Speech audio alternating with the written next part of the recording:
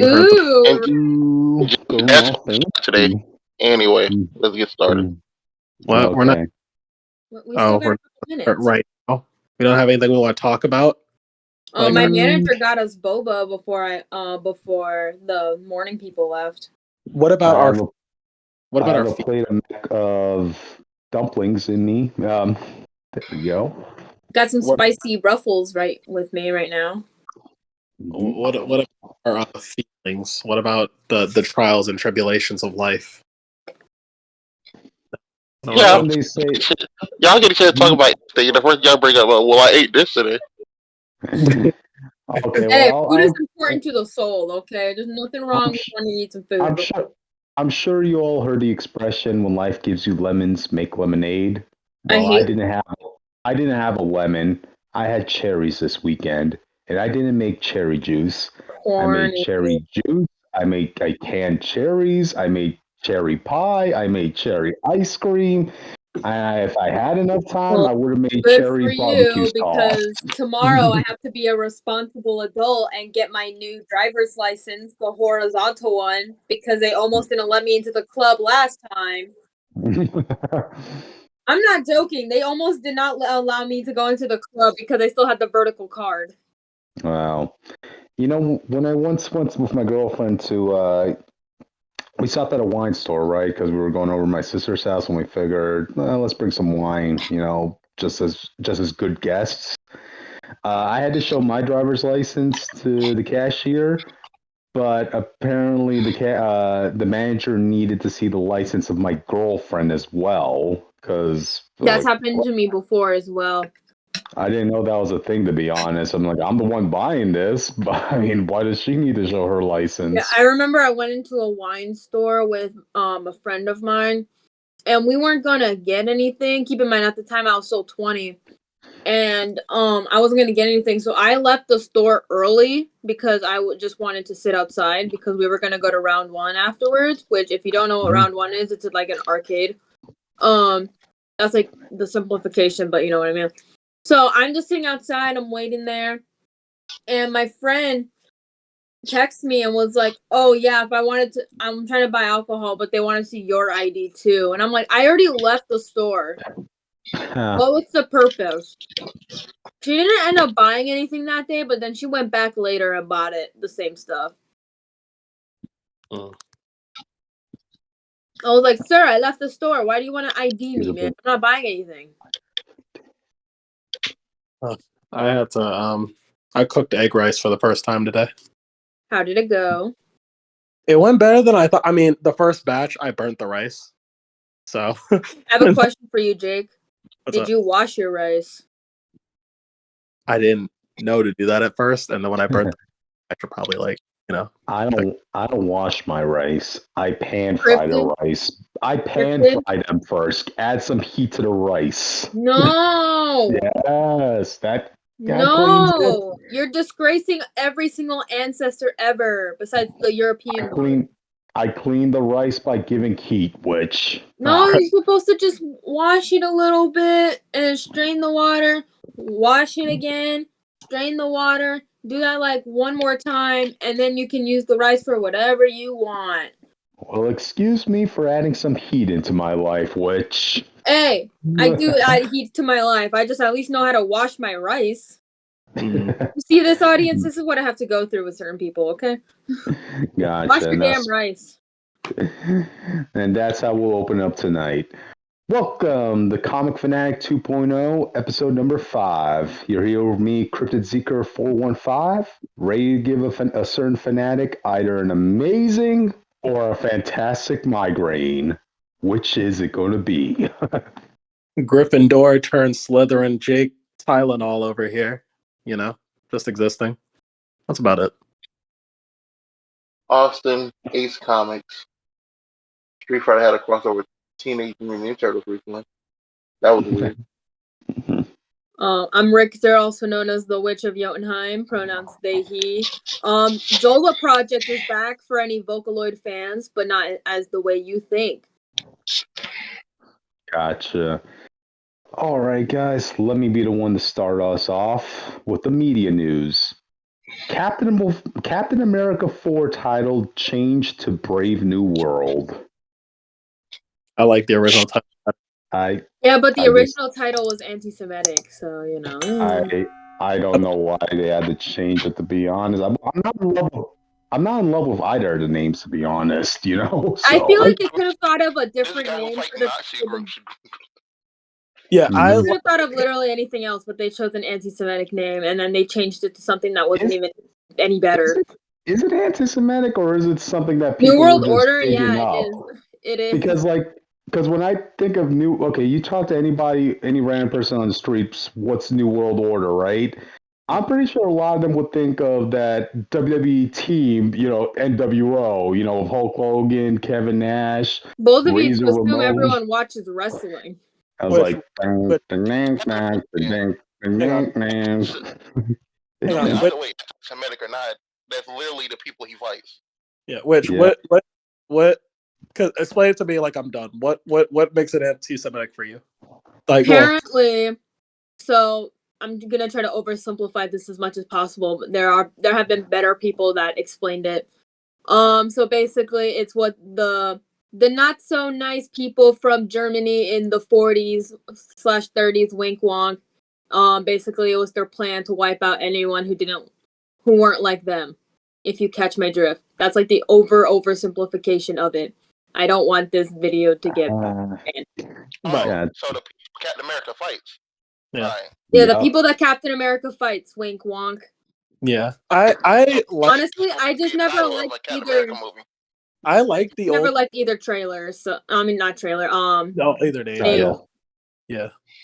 I liked the original name because for me, because like I said, it wasn't about like Captain America. It was about like the Austin said, the villain he was fighting. How he's like, oh, he's kind of like he wants a new world order, literally. So you know, Mm-hmm. so that's why I like the name.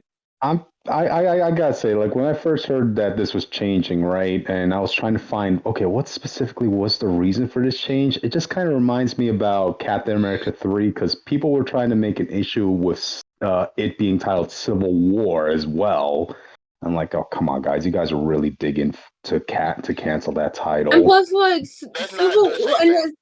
for Civil War, that's a little bit different because they are basing it off of an actual like event that happened.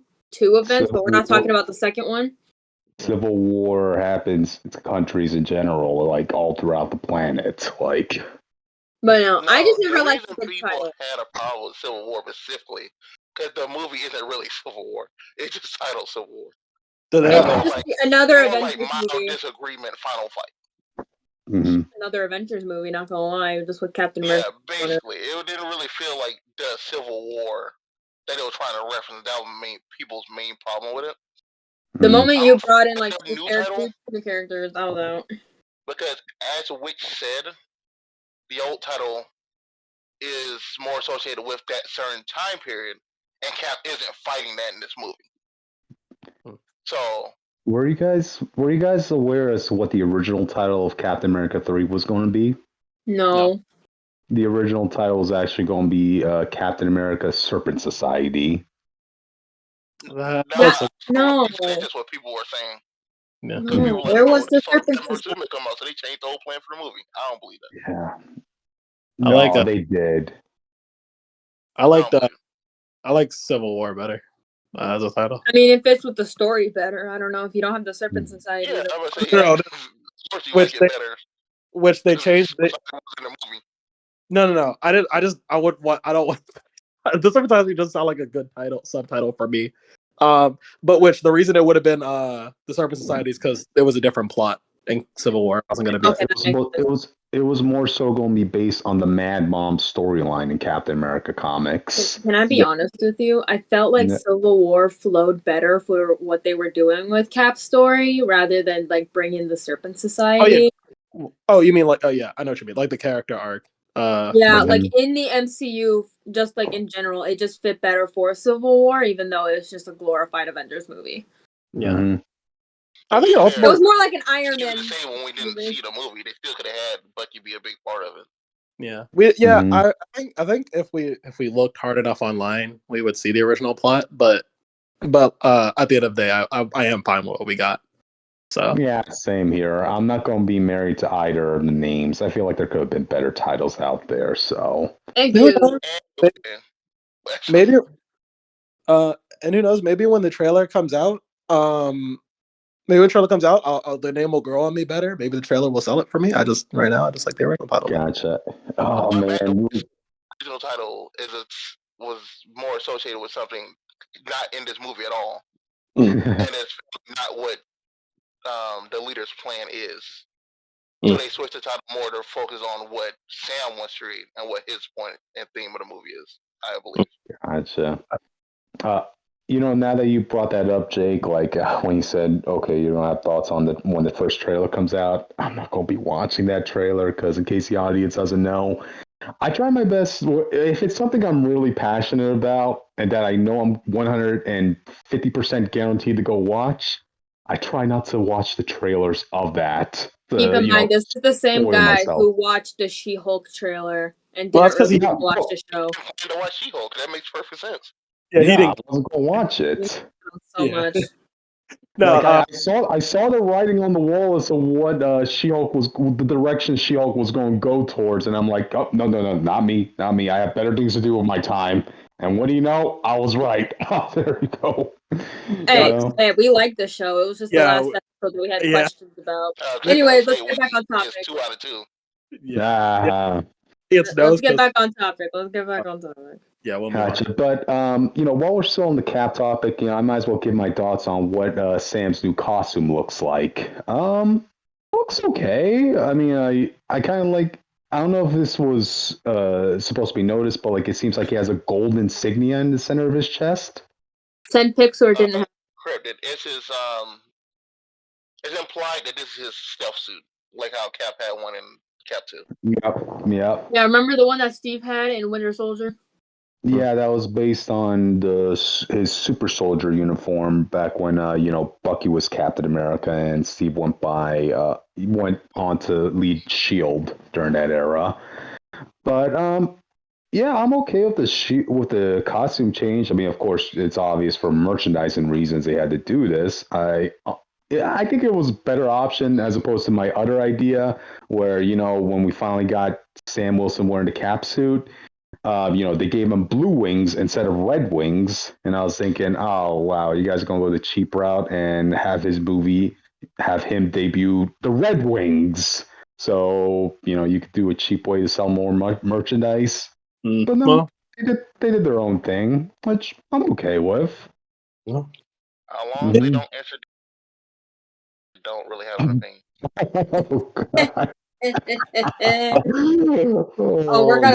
They're gonna spite you, Austin. Now that you say that, you jinxed yourself, and now it's gonna happen.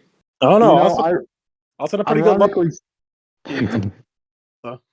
Go ahead, finish, Jake. I was saying, also made complaints about the Transformers franchise and everything that he wanted fixed. They did so. Maybe they won't. Actually happened.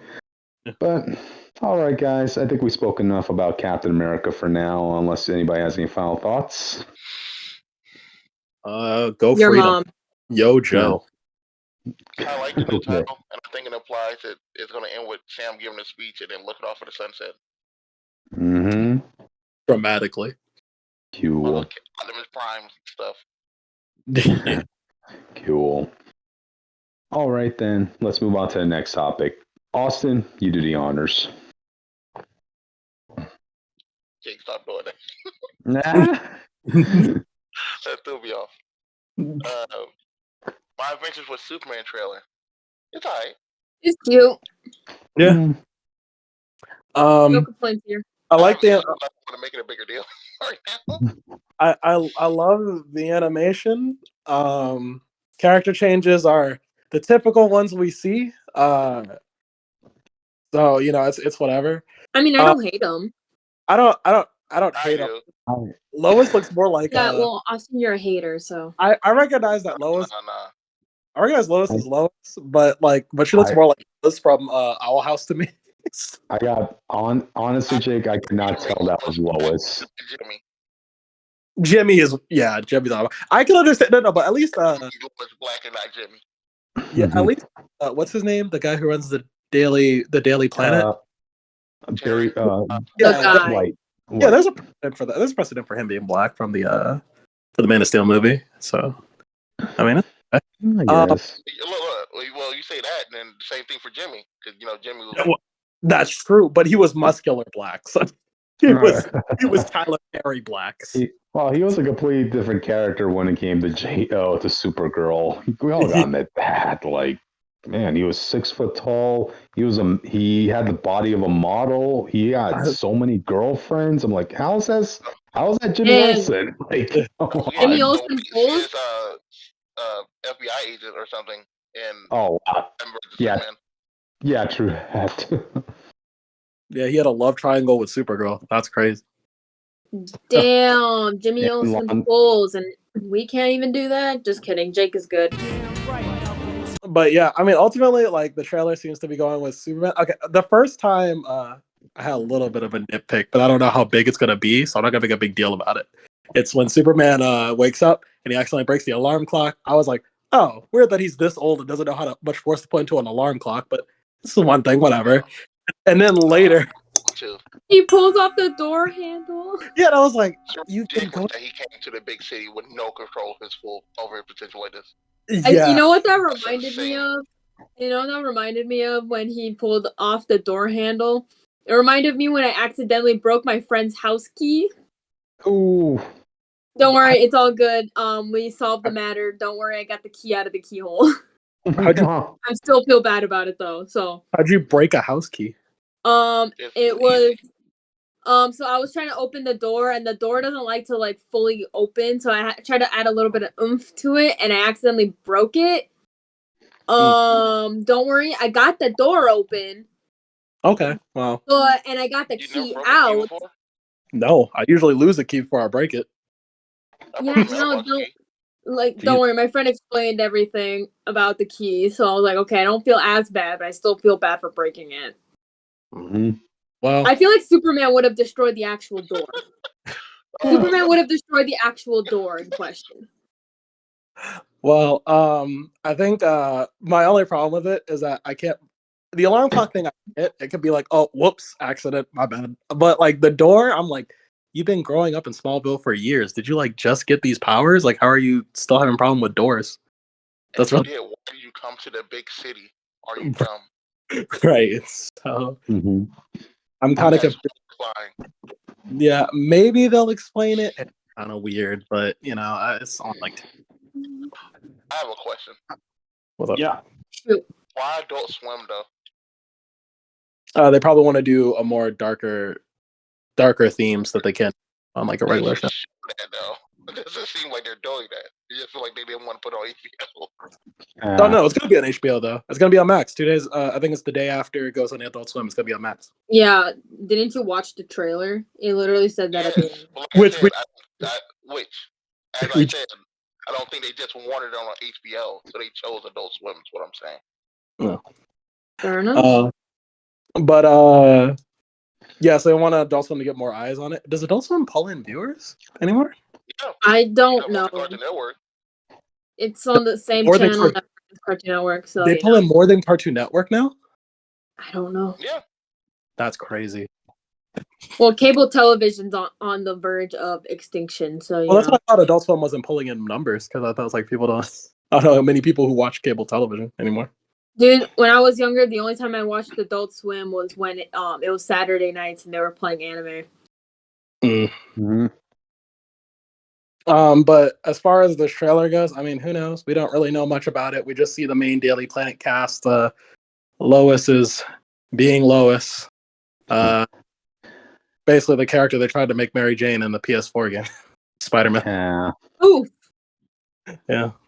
I was replaying the PS4 Spider-Man game, and MJ's first appearance annoys the shit out of me. We're not going into Spider-Man. Okay. We'll talk about Spider-Man when we get there. Yeah. Okay. Well, okay, I'll just say this. I don't need to watch every single adaptation of Superman out there. I don't know who makes it a mission to do that, but I'm gonna be okay with now. I'm gonna be okay with not watching this. So, Cryptid, we know interesting to me. We know Cryptid. We know someone who will watch every version of Superman. Oh yeah, Yeah. our Zordon. Yes, yeah. But yeah, it looks cool. I'll check it out. I don't know if we're, but I can see if it's good enough. Gotcha. Well, all right. Before we move on, I want to say something because it's kind of breaking news, and we're not going to talk about it long, so I think it's okay. Go ahead. Jake, Gotham Knights just got canceled. What? Did it get canceled mid-season? It just got canceled right now. Yeah, it literally just came out. It's canceled now. It went this what? Wait, what's canceled? Out of 24. All right. Listen. That's the one with Joker's daughter, right? Yeah, the one that we did not care about. Fellas, Random new Batman son, Joker's daughter, Two-Face daughter, and someone else. Fellas, let me tell you something. There was an episode 2. There's like a scene where Joker's daughter's running from a owl. Like I forgot what the ones they sent out to kill people are, like the assassin ones. Yeah. The Talon. So the Talon. The Talon can't kill her and like 4 other teenagers. He's struggling against like teenagers. Like what? Teenagers? Like I get that this was an adult, but like teenagers. Like this kid was not trained by Batman. Like he was not a Robin. Right. These are just regular kids. Yeah. Oh man. That's how bad I was getting. I just got bored. I'm probably watching bad stuff, but it just got really boring. Yeah, weren't you the same person who watched Velma? I did, but that was entertaining. I just gotta say this. First impressions go a long way, and I recall seeing the first poster of Gotham Knights, and I'm like, dude, there is nobody here I recognize at all, and that's a problem, you know. So I feel like I get that if you want to like do a whole new cast, like I get that, but at least have someone that is memorable that people know. Yep. Which do you envision anybody cosplaying any character from here? From that poster? Maybe there might be a very slim chance, but it might happen. But I'm not gonna recognize who they are though. So exactly, you know, it wasn't even his daughter. It was like edgy Tumblr girl who thinks she's special because she acts weird. Dude, that's just me.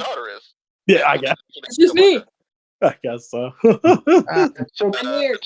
Joker's daughter. Go ahead, Austin. I was at the main problem with this show is that they made this to go with the video game that had nothing to do with this. Yeah. The only thing they share is that Batman dies in both versions. So. Cryptid, the way Batman died in the show was terrible. It's implied that Talon just came in, Bruce opened the vault and was going to get a gun, and the Talon grabbed the gun and shot him. He fell out a window. Wait, Bruce was about to get a gun? What? Yes. He had the gun. It is implied that he had the gun that killed his parents in his safe. And he was over to get the gun. Talon grabbed it and shot him, and then Batman fell out the window, and that's how Bruce Wayne dies. And he was dead. Oh my god. Where that's a Gotham Knights where like Batman's fighting Ra's al Ghul from the highest highs and lowest lows in the Batcave. Like his last breath. That was kind of. You see, this is what happens when you're surrounded by yes men. I mean, there is a reason why you need a no person in there in the office, okay? To say no to these decisions. I thought that's what Alfred was for. Oh man. Alfred even in the show. He's not even talked about. Yeah. Man. No, not Alfred. Alfred's like the best character. Here's what it is. After Bruce Wayne supposedly dies, Alfred's like, yeah, I'm going to take my retirement money now. Vacay. Oh, right. So I remember Bruce's son in this is not Damien, it's Turner Wayne or something. What the hell? What the hell? Turner sounds like a turd, honestly. That reminds me of Light Turner from the Netflix live action version of Death Note, which made me want to gouge out my eyes. Well, there you have it, people. A bonus topic of the night. So, any final thoughts? Cry, editor. Ew. Yep. Gotcha. All right, guys, let's move on to the next topic, which you do the honors. Yay! Okay. So, quick backstory.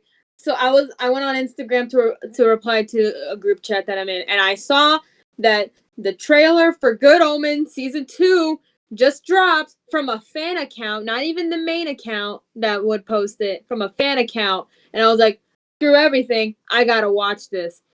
It was really good. I'm very excited. I'm still confused on why Gabriel's naked.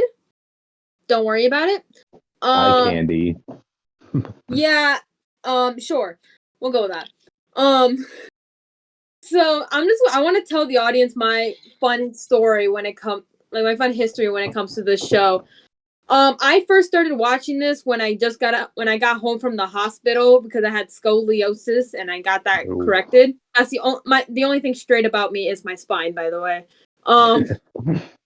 So funny enough, I was watching Good Omens, and then when I wanted, like, I guess a quote unquote palate cleanser, I would watch the HBO Chernobyl docudrama. Sure. Don't ask me what connects those two. I couldn't tell you, but they're both good shows. And keep in mind, I loved Good Omens. I loved it a lot. You know, in the future, if y'all are lucky, I'll do a Crowley cosplay, but don't get your hopes up.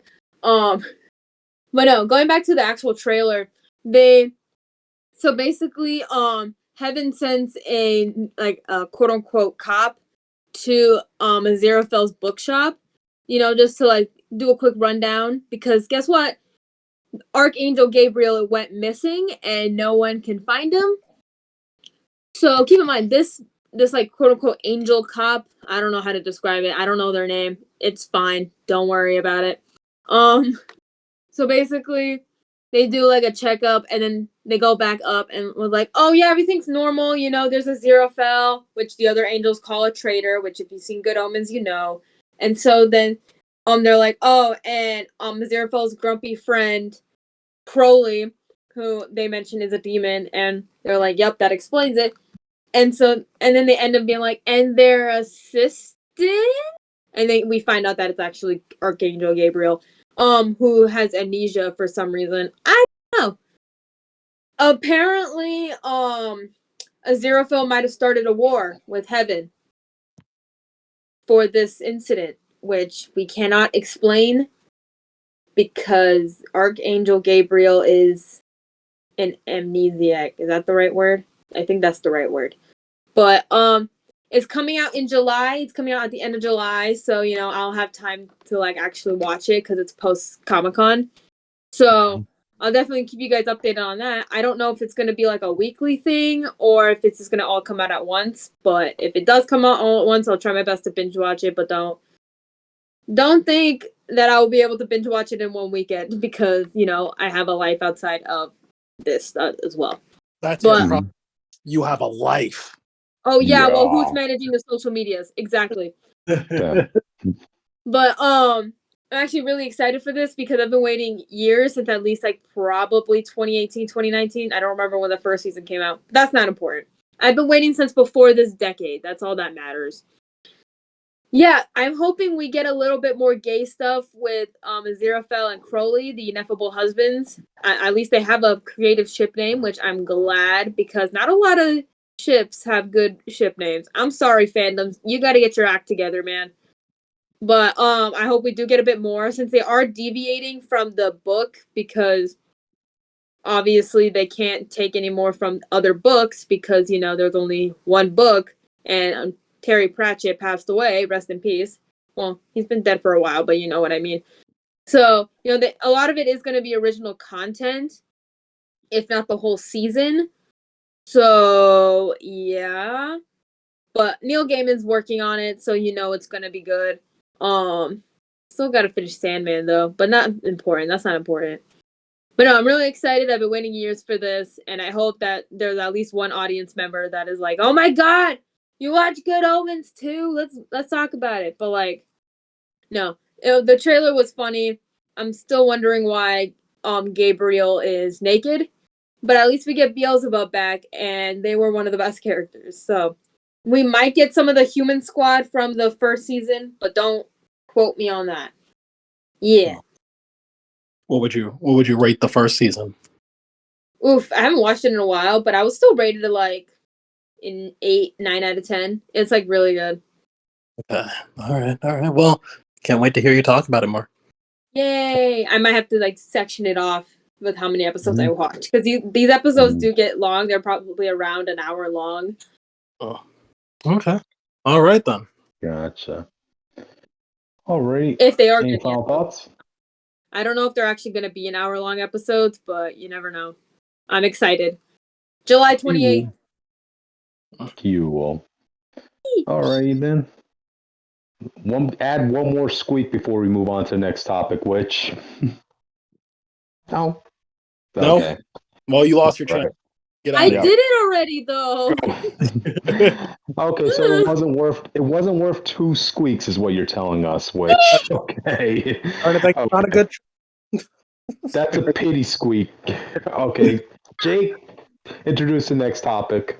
All right, everybody, come on down to Al Ewing's Avengers Inc. comic coming soon. Oh, I saw this on Twitter. It actually looks pretty cool. I might not read it, though. Okay, so who's the roster of this exactly? I know it's just Janet. And I think Melissa- Norman Osborn, I think. Don't Is quote me. that Norman or is that Jarvis? Post the pic and we can decipher it. Austin, you're I'll the one who figure it brought up out. this. You talk about it. I'll figure it out. We'll hold the line. Keep them distracted. Okay. Focus Okay, so they're going the route of making an Avengers team that's more corporate oriented, which okay, yeah, I mean there's a lot of crime in the business world, why not have an Avengers team just for that? Now, I'm just trying to think, who would you want to place in a team like this to handle the corporate world? You need some more espionage characters. So yes, Janet Van Dyne. She's definitely, and she's got the fashion or then the powers for it. So okay, that's good. And the fashion for it. Yes. I would say Daredevil, but he has his own crap to deal with right now. So I guess you're gonna have to go with She-Hulk to handle a lot of stuff. Boy, what about I can also Elektra? see Natasha pulling up. What about Elektra? Ooh, Elektra. No. Okay. What does Elektra have to do with the business world? She's an assassin. She can go do espionage shit. Yeah. I just see Natasha Romanoff She's pulling Daredevil up. now, though. Yeah. So that means she needs to watch New York, not running around with the Avengers. They're the Wasn't Elektra on the Avengers before? No. Really? When was that? I'm a Google this. Elektra was on Avengers team. She was on Savage Avengers. Oh, okay, yeah. Forgot about that. But as Daredevil is in hell, she needs to be in New York. Okay. But so this is Janet. She's hunting a killer who apparently name is Victor Shade. That is the person on the cover. We all keep thinking of Norman Osborn, I guess. He has like a vision jewel on his head. I'm about to post a picture so y'all can see it. Okay. But she's hunting him. It doesn't say the team roster so far. Boo, we want the team roster. Well, you need a good lawyer. Here we were selling the idea of a corporate style Avengers team, So. I think this might pull from like old noir movies or like old crime movies. But Victor Shade, he's a villain. He's an enigma. He just got killed, and together they're trying to figure out and solve every mystery in the Marvel universe, starting with their own. We got to. I guess he's got back to life or something. Oh, okay. Oh, it's Avenger. It's Mystery Incorporated, but Avengers. Is that what? Okay. Jessica Jones should be on this team. That's literally her private eye. I would love to see Jessica Jones on this team. One of my favorite moments of the recent Jessica Jones in time in comics was like when she was in Hawkeye, right? And she told Kate Bishop, I could fly. I don't advertise that much, but I could fly. She can fly, and she used to have pink hair. She can't fly. Yeah. She can get off the ground, but she can't sustain flight. Oh, so she can glide. And it's also the thing is like they tried making her the version that was in Netflix's series, which it wasn't, capable of flying. And now everybody just associates her with her standard version from the Netflix series, and not many people remember that she has partial flight. Hey, partial flight is better than no flight. The one with partial flight who could barely fly, that was even before the Netflix series. Ooh, they did it okay. a long time ago. That's from 2013 with Alias. I think that was called. Yep, Alias. But but her flight has never been consistent since the moment she dropped the Jewel name. But Gotcha. I mean, I get it. Avengers Inc. takes the beating buzzing hard. The original Avengers team teams her up with an undead mystery man with an identity so secret even he doesn't know it. Apparently, it's a classic will they, won't they crime-solving partnership. Or would it be will they in question was saved the world? Oh, this is weird how he's reading this.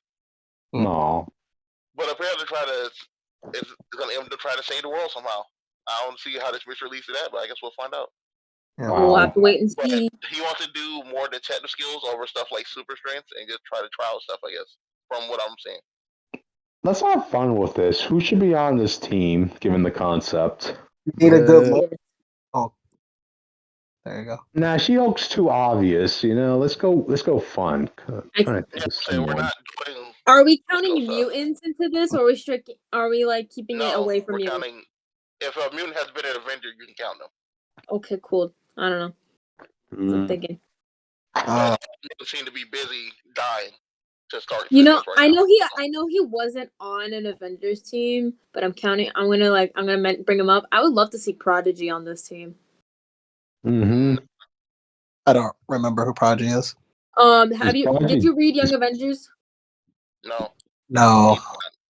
Well, he's a character who has the mutant ability to like learn the knowledge of anyone he's close by. Mm-hmm. Trust me, that could be dangerous. By the way, that could be very dangerous if he became a villain. Just remember that. I thought you were gonna say because he now Is he he also is able to retain all that knowledge. He used to not be able to do that. Be that hard. He gonna stop a bullet. But all right. Like he can't copy their powers. He's not Sync. Ooh, Wait, well, probably. So if he learns everything about you, could he mimic like your fighting styles, like Taskmaster? I think so. I'm not 100% sure on that. No, but he does. But he can learn different languages on the spot. Pull them off. Okay.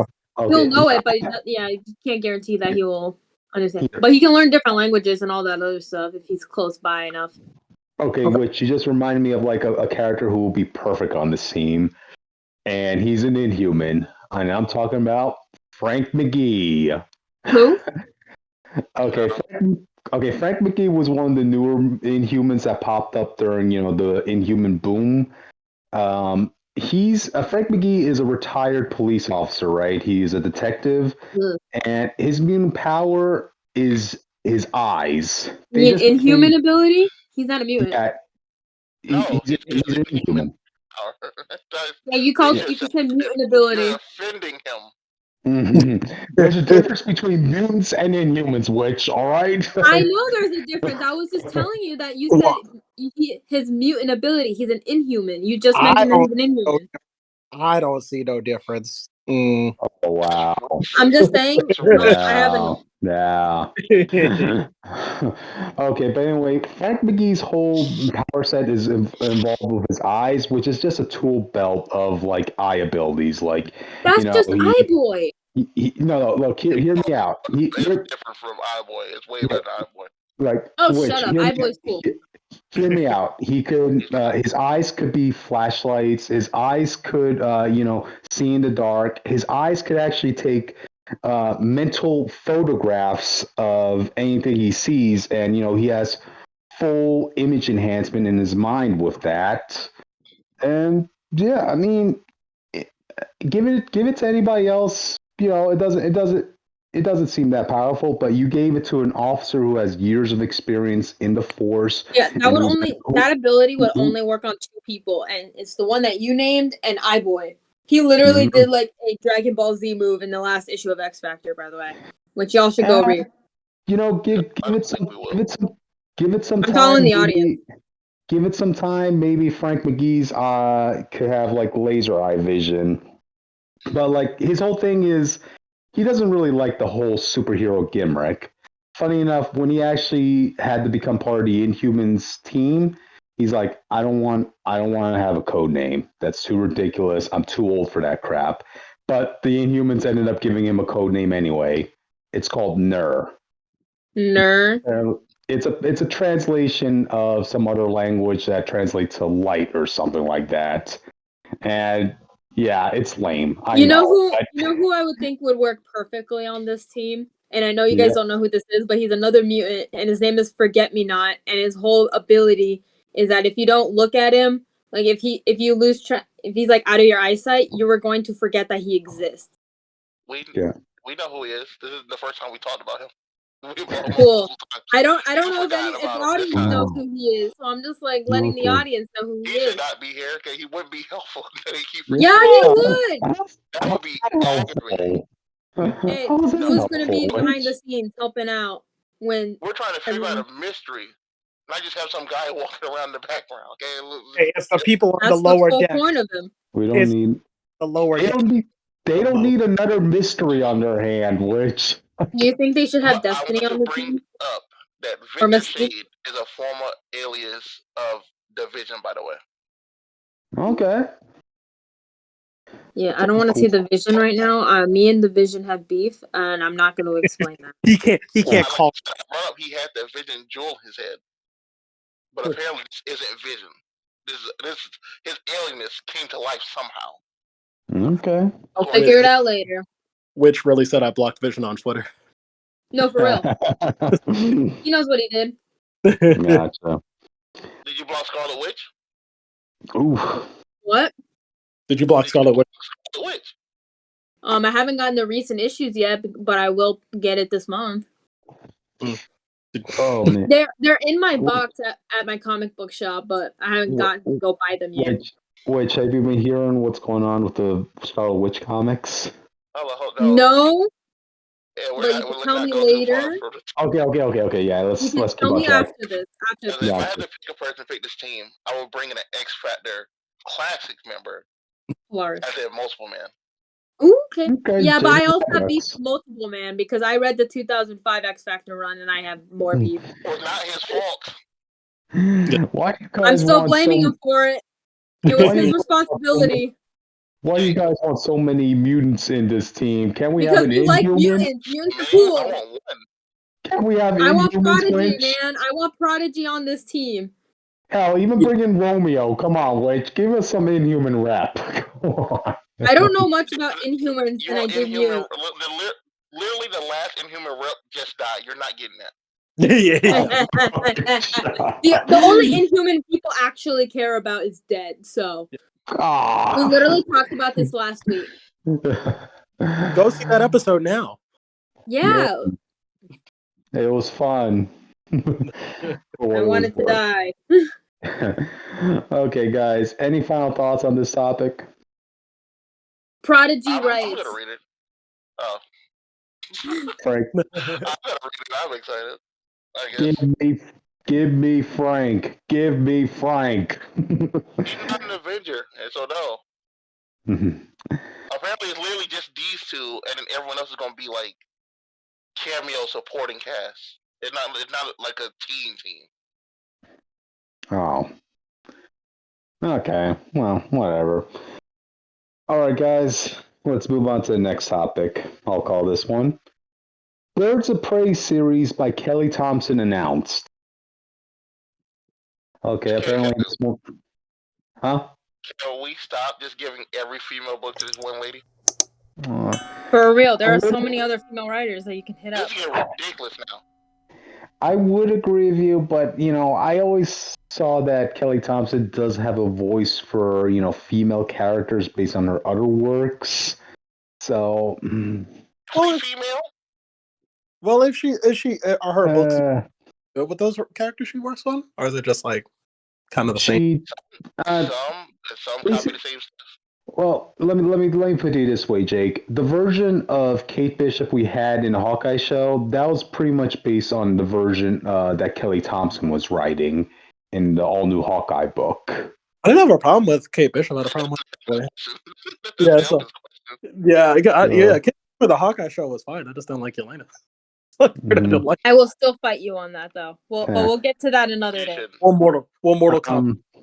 Okay, in terms of the roster for this, we're going to have Batgirl. We're going to have Black Canary. What's her name? Big Barda. Scott, Mr. Miracle's wife. A woman who's not a bird of prey. Okay. These are not birds. Yeah. These Maybe are prey, but not birds. yeah. Or Lady Blackhawk. And of course Harley Quinn's going to sneak on by in this team. So yeah. And guarantees I'm not gonna read it. There you go. She is a playing card, not a. Not, I like Kelly Thompson enough to give this book at least a couple issues and see where it goes. Yeah, and if you don't like it, you don't like it. You know, it happens. It is, Her Which are Captain you gonna be reading? Probably not. I don't read a lot of DC. You know me by now. yeah, I don't think any of us read a lot of DC. her Captain Marvel run was pretty good. I'll say that. I mean, it made it up to 50 issues. Yeah, that's a milestone. Well, to be fair, with Carol, your only opportunity is to go up. But from reading multiple Kelly stuff, she kind of reuses some character traits and kind of story arcs across her women. Yeah, which makes sense if you're writing. Well, I mean, it doesn't mean it's good. It doesn't make sense if you're just writing a bunch of characters. You might fall into the trap of just copying your last work because it's. Or the characters all blend into one character because that has happened. Yeah. That's more my problem with how they do it. Because once this book come out, watch her Black Canary and see how that compares to her Captain Marvel. Oh boy. Okay. I'll hold you to that claim. But okay, yeah, this was a really short topic. So, all right, guys, let's move on to the next. Austin. Alrighty, so I guess it's my turn. Wolverine versus Predator announced. I'm excited because I've been asking this for years. Mm-hmm. I'm seeing all the Batman getting all the Predator crossovers. Stop doing that. Yeah. And that will never happen again. I need Predator versus Wolverine, Predator versus Captain America, Predator versus Kraven. I love Predator versus Kraven in the competition, bro. That would be amazing. Oh, the peak of Kraven's career, like. I'll do the reverse. Have a Predator come here, and they have Kraven sent to their planet. Ooh. Oh, you're going to go full Predators on us because you remember there was that one Predator movie where they had the amazing idea of bringing, all the top fighters of modern era, like you're talking about soldiers, FBI's Most Wanted, cartels and that stuff, all to the Predator homeworld and see if they can beat them. So who's more? Kraven needs to watch them for a few days and learn their habits before he tries to hunt them. He needs time. That he needs to be on their planet. So who is more of the underdog here, though, Wolverine or Predator? Because Wolverine can't die. Wolverine can't die. Yeah, I was going to say. So Wolverine as a Predator. I mean, the Predator can give him competition. Don't get me wrong, but his goal is to kill Wolverine, and he can't. So how's it going to work out? Oh man, he technically can, but he doesn't know Wolverine will eventually heal from it. He can rip off Wolverine's head, but he doesn't know Wolverine's going to come back from that. Right. I'm just thinking Predators. His ace in the hole to kill Wolverine would have been, his bomb. But then I have to remember, oh wait, Wolverine survived a nuclear explosion where he was literally just a skeleton. Yet he had enough organic tissue to heal himself up after that. Wolverine's powers are, unless you completely destroy his brain, he's just going to come back, and that's the thing no one's really been able to fully do without just turning his powers off. Maybe Wolverine loses his healing factor during this battle. It's 4 issues. But keep this in mind: the mutants have immortality on their side, so it doesn't matter. So yeah. Also, Wolverine it's in continuity, so that doesn't matter at all. Well, to be fair, Wolverine knows. Doing a crossover random thing. According to Age of Ultron, Wolverine knows how to kill Wolverine. So maybe there is a way. I have a question for you guys because I was gone for a quick second. Are you guys excited for this book? I know Austin is, but I probably. I'll wait for more. I'll wait for a different sort of versus matchup with Predator. I mean, Wolverine's okay, but I'm not jumping for another Wolverine comic. I mean, there is a lot, so I won't give you that much. There's only 2. No, I'm But there's only a lot in general. I'm sold on Austin's main idea of Kraven versus the Predator. Excuse me. I think that would be way more interesting. For If me, it was like Weapon X versus the Predator, I think that would have been more interesting. well, I don't even think Wolverine is a bad idea. Obviously, there's To be great fair, things. Weapon X is in this book. Yeah, I don't think what Wolverine versus the Predator is a bad idea at all. I think it's great. I think the idea of Kraven fighting the Predator is a lot more interesting to me personally. But I do know there are a lot of people. I think it was in a community post I saw. They were like, I don't even care if this is bad. I just want it to be adapted into a movie. That's what a lot of people are. Has been a thing people have been wanting since the 80s, when Yeah. the Predator first came out.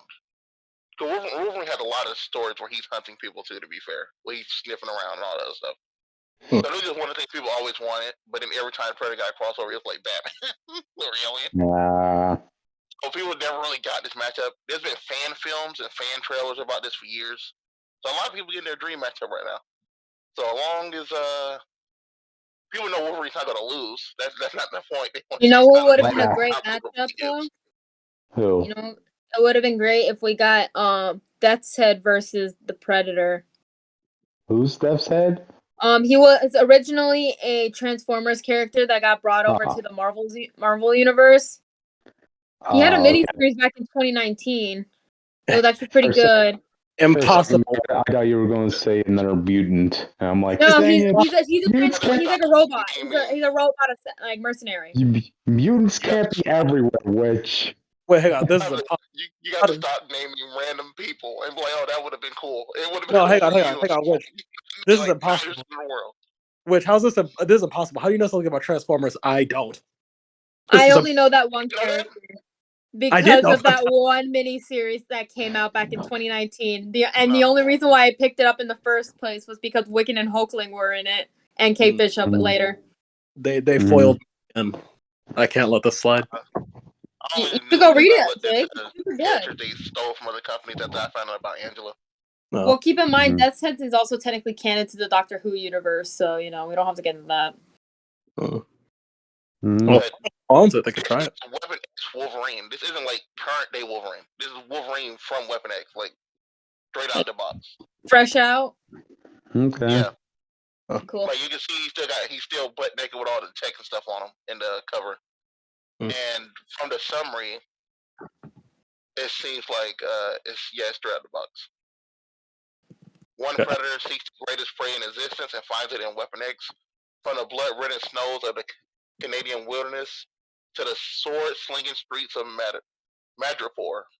I keep forgetting that's a place. Wolverine and Predator break everything in their paths on their way to the ultimate victory or a glorious death. Ooh.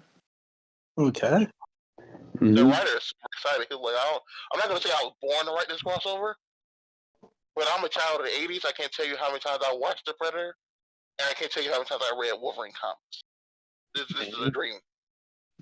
I'm not saying I was born to do it, but I was born with the urge to do it. Yeah. So we're going to leave it up to you to review this when it comes out.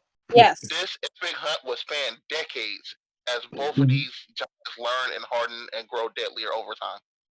So it's going to be a trilogy piece. Like, I guess every 10 years, the same Predator comes back like, hey, yo, I want my rematch. You're going to give me, you're going to die today. Okay, wait, who's writing this book? Let me go back up. Do I even have to answer that? Percy. What is he written? Let me figure it out for you. I've heard his name before. It's just I can't think of a comic that he was in right now. Benjamin Percy. He did a Wolverine series, from what I can see. Okay. The Spider-Verse that you like with the singing lady. Oh. With the singing lady? Jesus Christ. Her name's Spinster. I forgot her name! Her name's Spinster. He's written a lot of Ghost Rider and X-Force, it seems like. Fair enough. Oh, okay. I think he's the one who's writing the current. He's the one writing the current X-Force book with Deadpool. You know, the one that currently has the Age of Beast going on. Do I even? Speaking of current Deadpool, did you know a Deadpool book came out this week? Yeah, by Rob Oh, Liefeld. I refuse to read it. Liefeld. Same here. Like I don't like Rob I just Liefeld. want to make sure. Yeah, my comic book shop is very much aware that I said I don't want to purchase any more Rob Liefeld stuff. Like, We'll no. we'll stay with Alyssa Wong's Deadpool book because at Yeah. least we know it's good. And they actually Exactly. reply to my stuff on Twitter.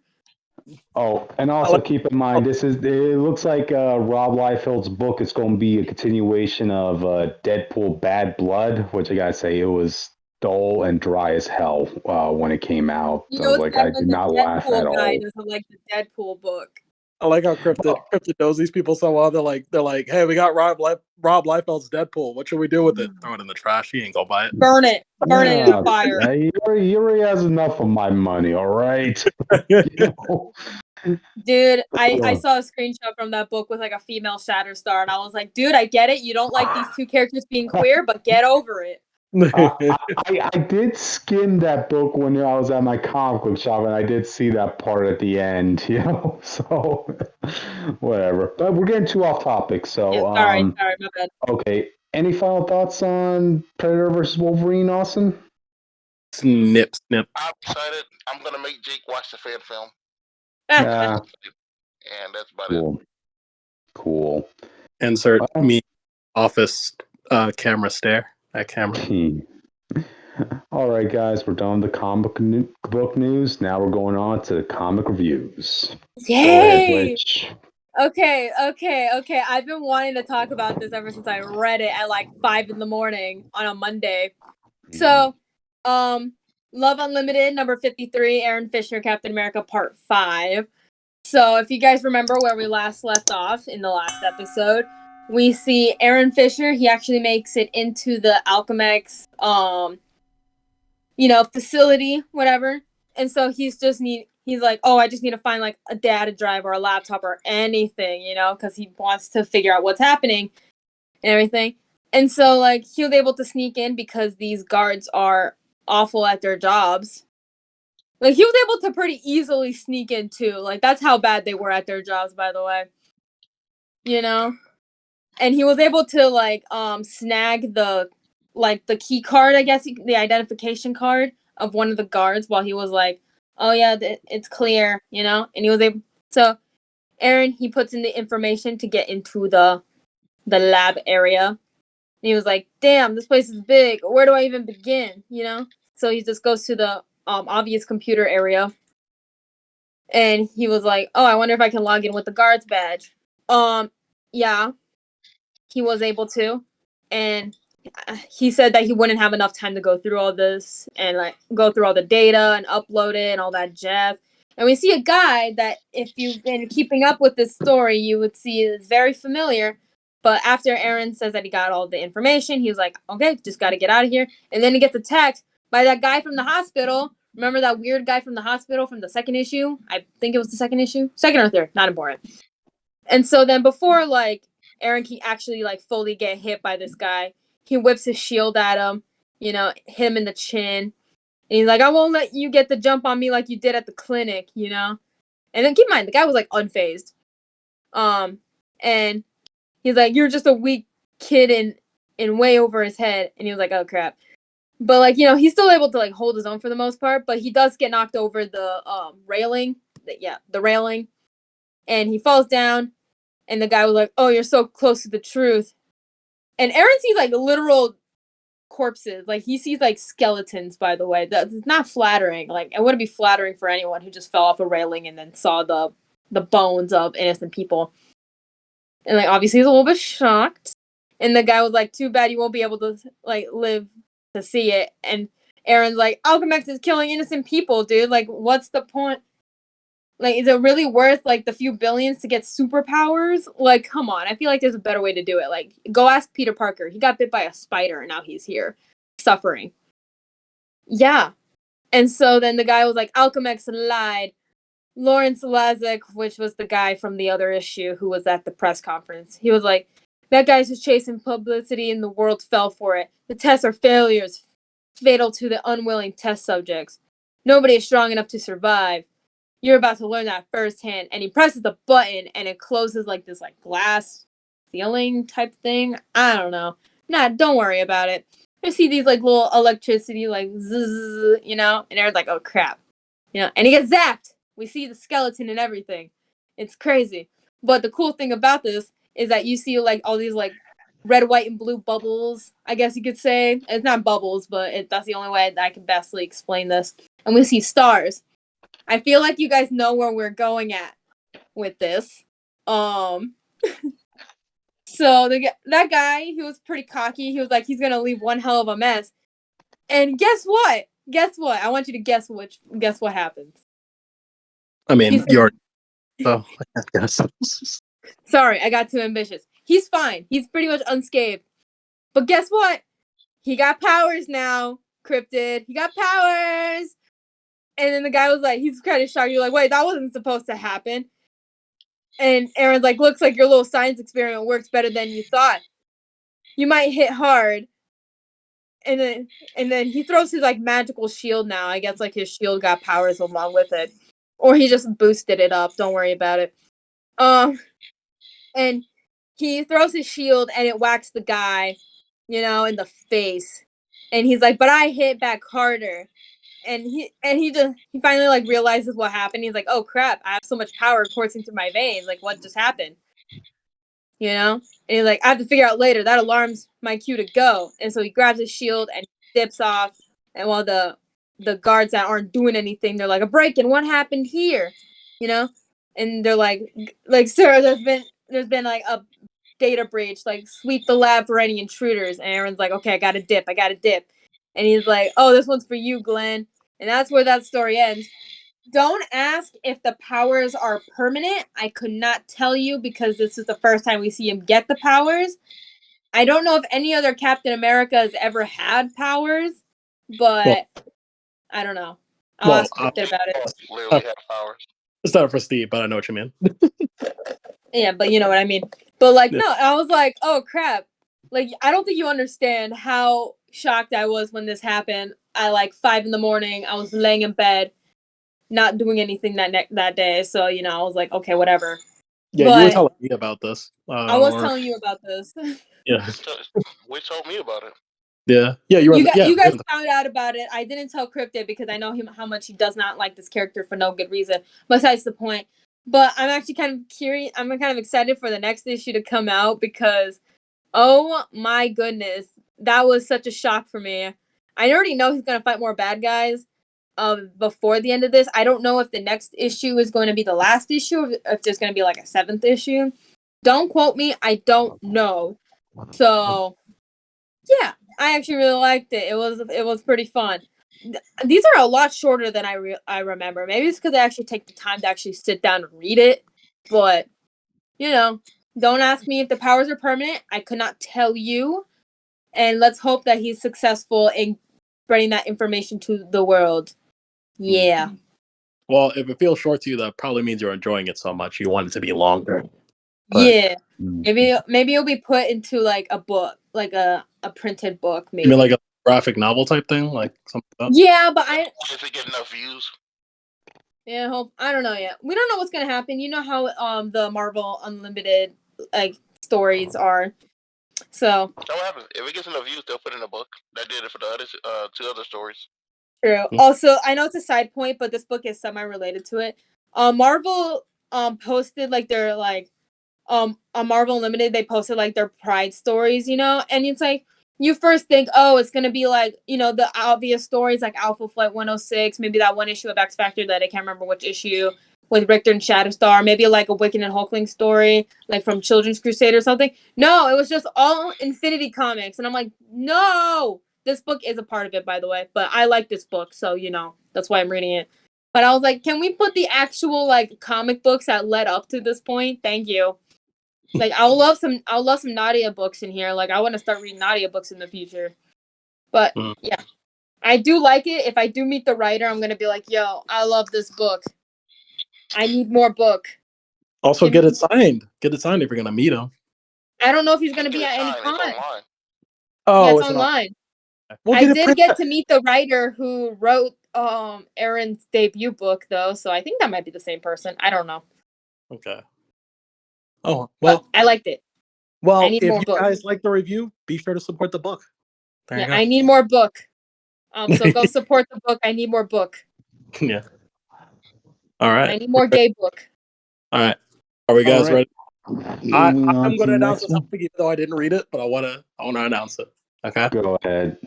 Jake versus Reed continues, and Fantastic Four number 8. What makes you think it's gonna give you a fantastic migraine, Jake? We'll find Get out. me started. Oh man, this is like round what, 4 for you? Yeah, pretty much. All right. Well, So it'll surprise you to know that this isn't about Reed. I win. I bullied The him. Fantastic Four have a life outside Reed Richards, okay? I bullied him out of his own book. I would love to get my friend Franklin Terrell on one of these if we ever talk about Fantastic Four again in the future, because she will defend Reed with her life. And I actually mean, don't test me, man. I will I'll pull her up. Well, what happened? But okay, so let me get to what happened in this comic. Like it starts off with, Reed and Thing are helping doing some gardening work while, Johnny is learning to make objects with his flame with the help of his sister. And, after he learned to make objects, Jake. He learned to keep the form even after he stopped making fire. Mm-hmm. He took form of paper. He's solidifying flames in air. I have pictures. Okay, that's pretty cool. I'll post it about the environment. That'll come in handy later on. So, okay, that happens, and then after a while, Sue, she wants to go out into town to get some supplies, as well as Alicia, who also needs to get some art supplies. So this is pretty much those two girls hanging out as they go out in town, which was nice. But of course, this is the Fantastic Four we're talking about. Do you really think they're gonna have just a regular trip down to the mall, Jake? No. So what's it gonna be? What's it gonna be this time? Are they gonna switch the Atlantic Ocean with the Pacific Ocean? Are they gonna replace the moon with Mars as they get like art supplies and paintbrushes? Oh no! The arcade machine isn't working. They're gonna be like, oh no, the arcade machine isn't working. Let's get all of the power grid in the U.S. into this one arcade machine to fix it. Nah. War. If they come from Mars with the Bulls, there's gonna be a war. Well, it might calm your mind to know, Jake, that they take it easy. Like it's nothing like breaking the laws of science or physics or environmentalist stuff. Like they get some stuff first at a grocery store in the mall, but then afterwards they find out the store that Sue went to the other day, it's closed down. But the difference is, people are acting like this store has been closed down for years. And even the cashier, those who were having a fun chit-chat with, all of a sudden, her history has just been wiped from the books. Like, what the hell? Even the store they just got groceries from, the residents are acting like that store has been closed for years, too. So they realize, okay, something's going on. And once they get back to their house, Aunt Petunia's house, they come across Johnny, and they explain to him that something's going on. History is being erased from, people's histories or mark in the world is being erased. We have to find a solution. Johnny, we need you to go grab Reed and Thing and follow us outside. And Johnny's like, you got it, sis. Who's Reed and Thing? Oh, I was like, it was what? me. I did it. I erased Reed Richards. Oh my God! You're the eraser. You're the eraser, Jake. That's what it is. Explain yourself. Why did you erase the Thing? Oh, yeah, what did Ben Grimm do to you? It was like I erased the one and I had to erase the other. It's a whole rule. You don't understand. Wow, you left Alicia to be a widow. Did you know that, Jake? Are you proud of yourself? Come on, I'm disappointed in you, man. Like, listen, you should have left Thing alone. Look at all the kids who don't have fathers now because of you. No, dude, I'm disappointed in you, man. Yeah, keep this in mind, Jake. Alicia already lost her children. She already lost her children thanks to Reed, and now you go and erase her husband. Damn. She's blind. Yeah, she's blind.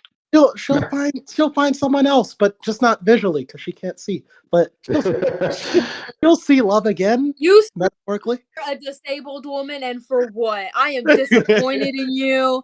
You should be ashamed of yourself. Be ashamed. Son Jake, son. Okay.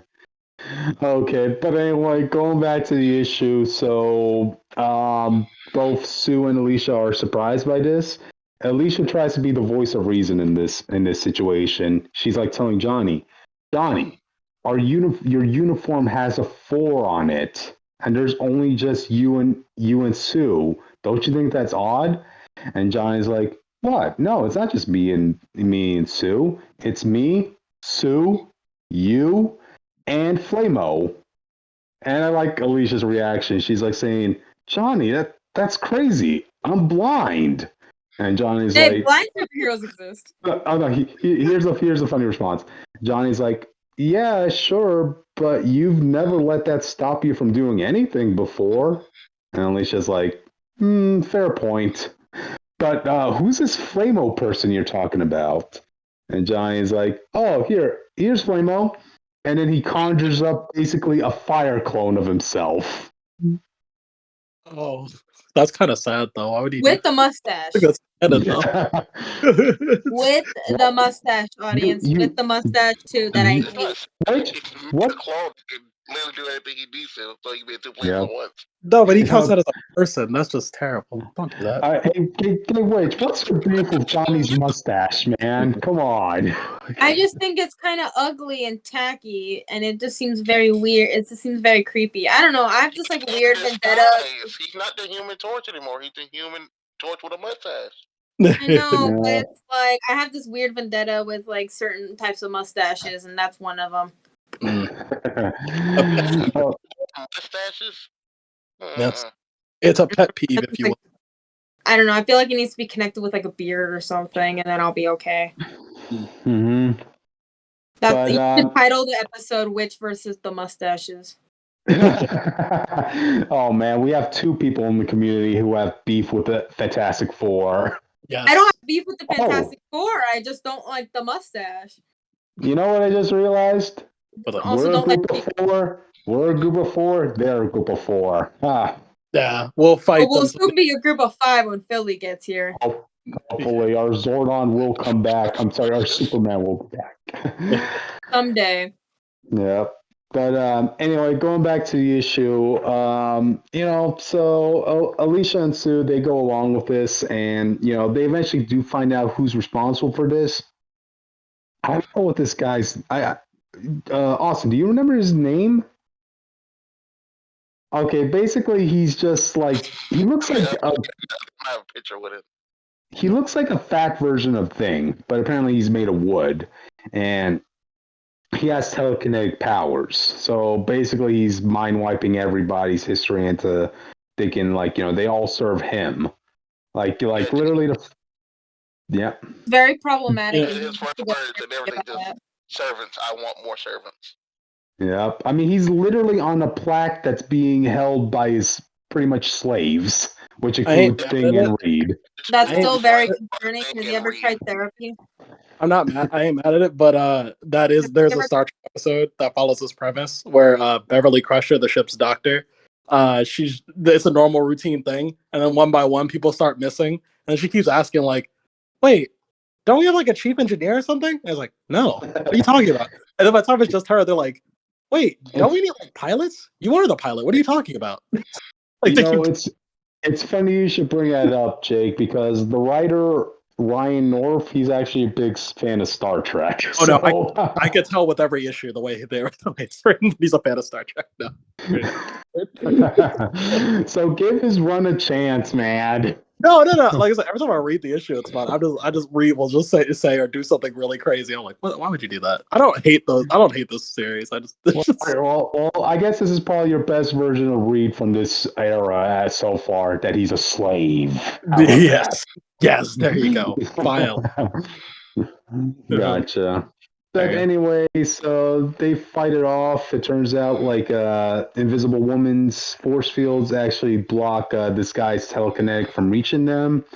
but it doesn't change the fact that he's now going to be sinking Reed and Thing to go after the trio. So yeah, that's pretty much how the issue ends.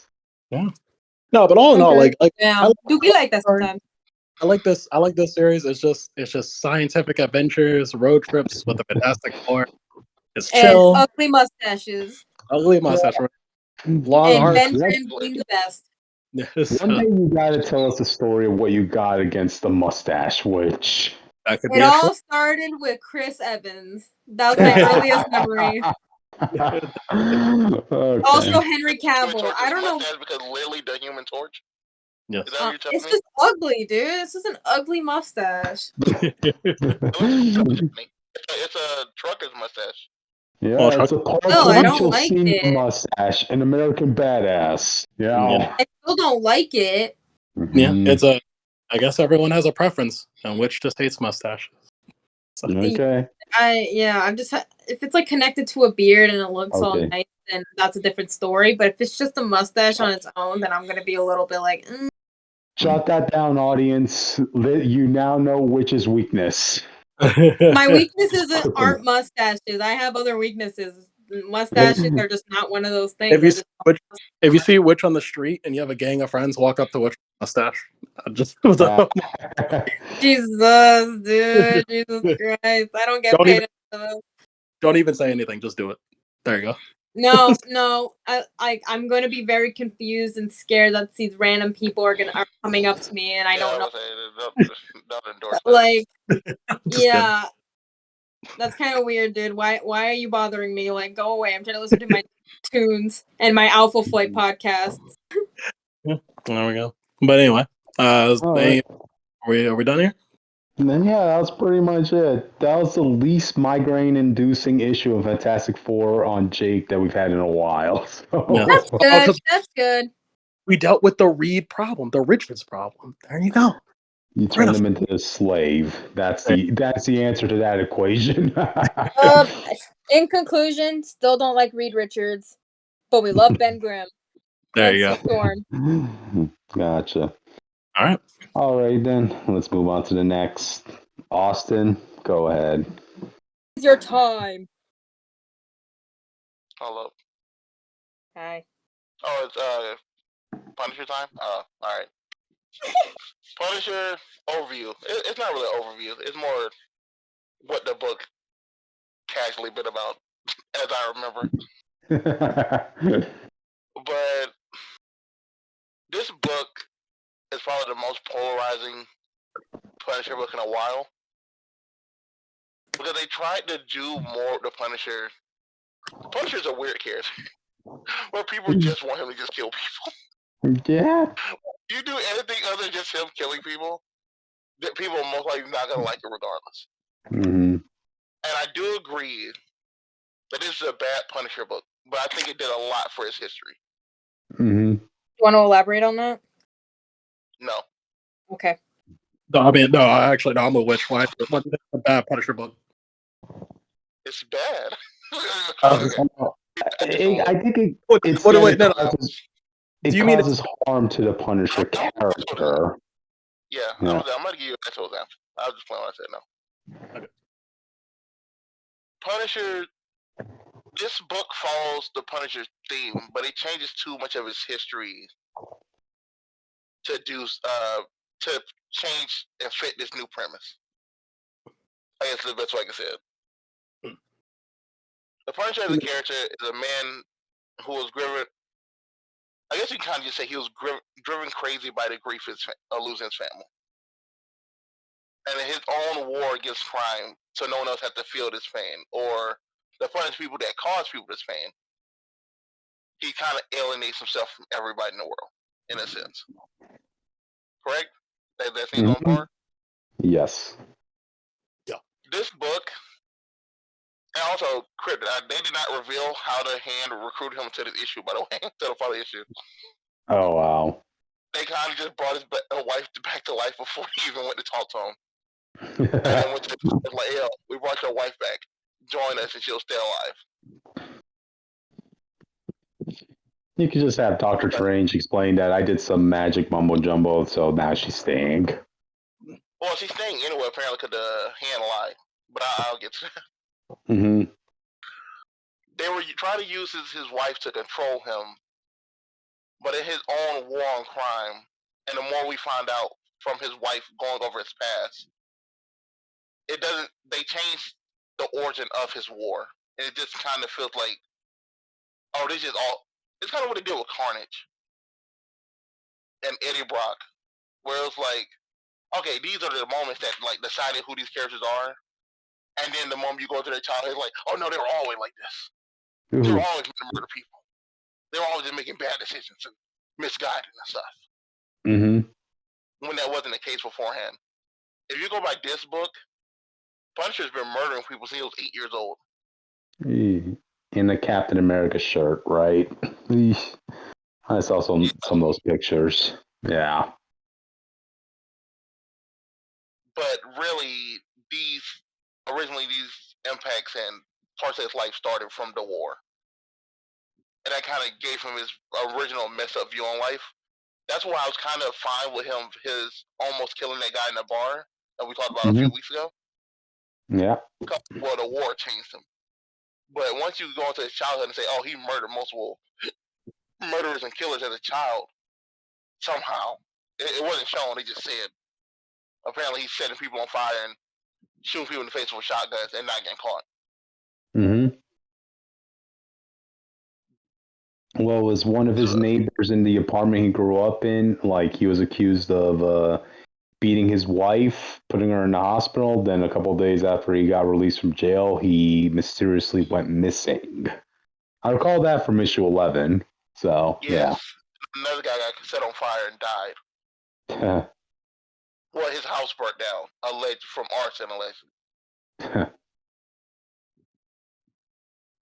But as a Punisher character, kind of regressed because of these changes, and him not doing his regular MO, following the hand, even before his wife, it feels out of place. Especially since he's still not doing his mission. I mean, he's not doing his job. He's not really like punishing him. He's doing it for this undead monster thing. It's agitating some parts of the book. Okay. This book added a lot of depth to his wife. And we see her reaction to what Frank was and where he grew to. To her end with her shooting him, and her attempt to stop him from murdering all these people in the name of her and his children. Because that's fucked up. Ooh. This book picks up right after that Cryptid. The Avengers walk in, they see Frank bleeding out on the ground. And they're like, well, what do we do now? So they just kind of grab him.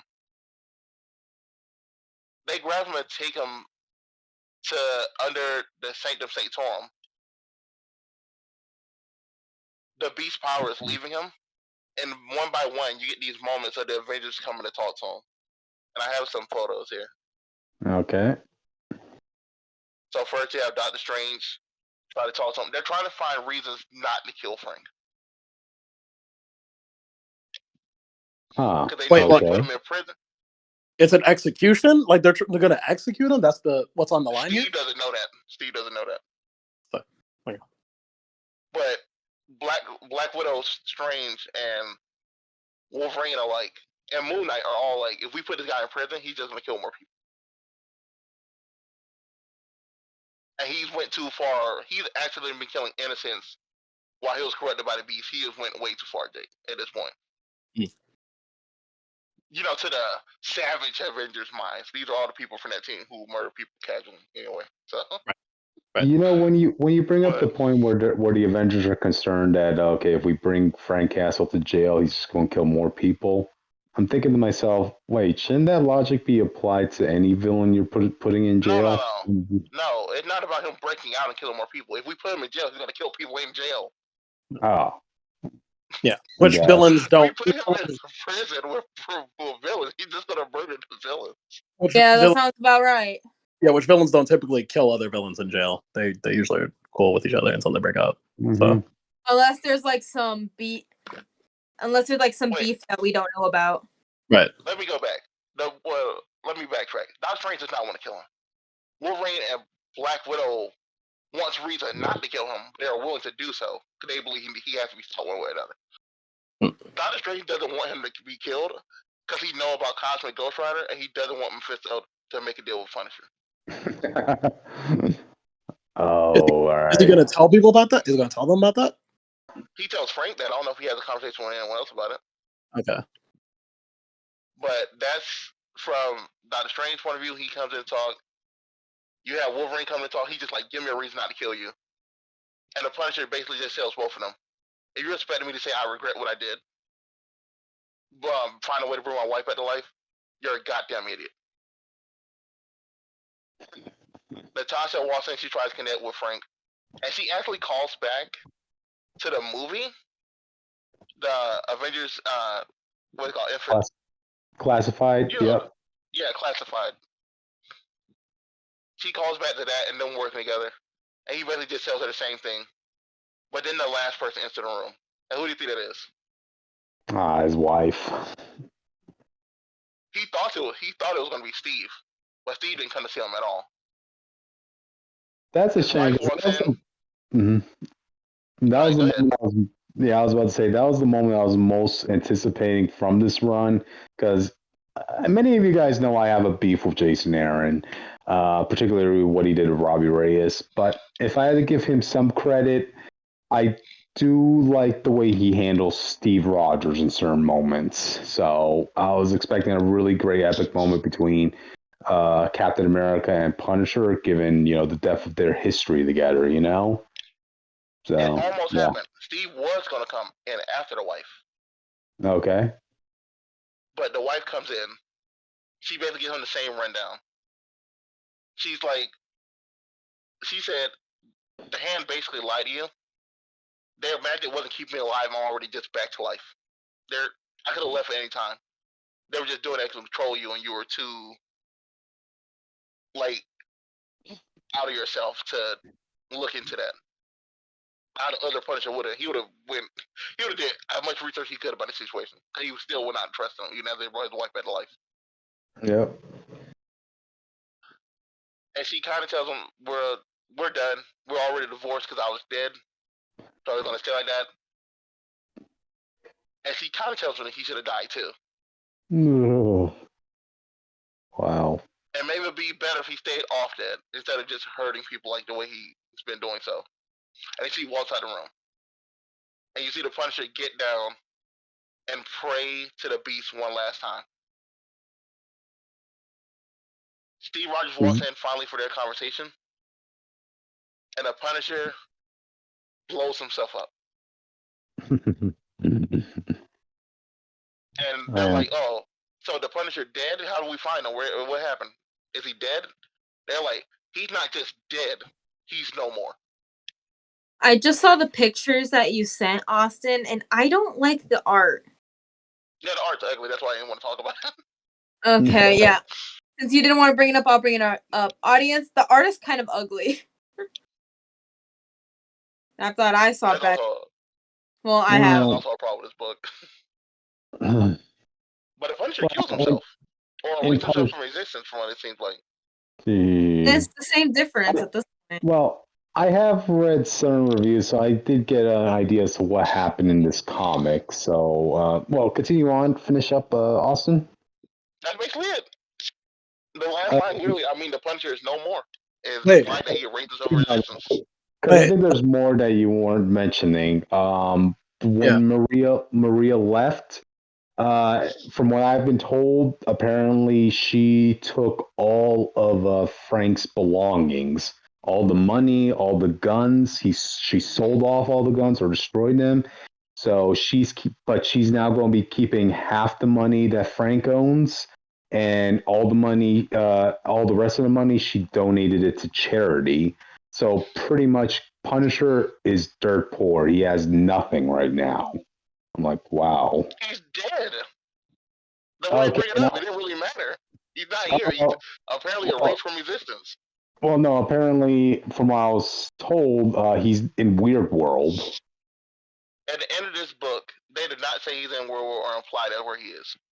Wait, what? I thought it At the end was. of this book, the final pages, from when I just read it, the final stuff in this book, unless there's something I'm just missing, is the hand going to a new lady in prison who they don't say her name. She's short with blonde hair. And they're like, Okay. oh, why did you kill? We heard you killed your parents. And then she writes on the wall, God bless the beast. And they're like, we got a job for you. And that's about it. I did not see anything about Real World. Oh, okay. But I'll take your word for it. That's where he is.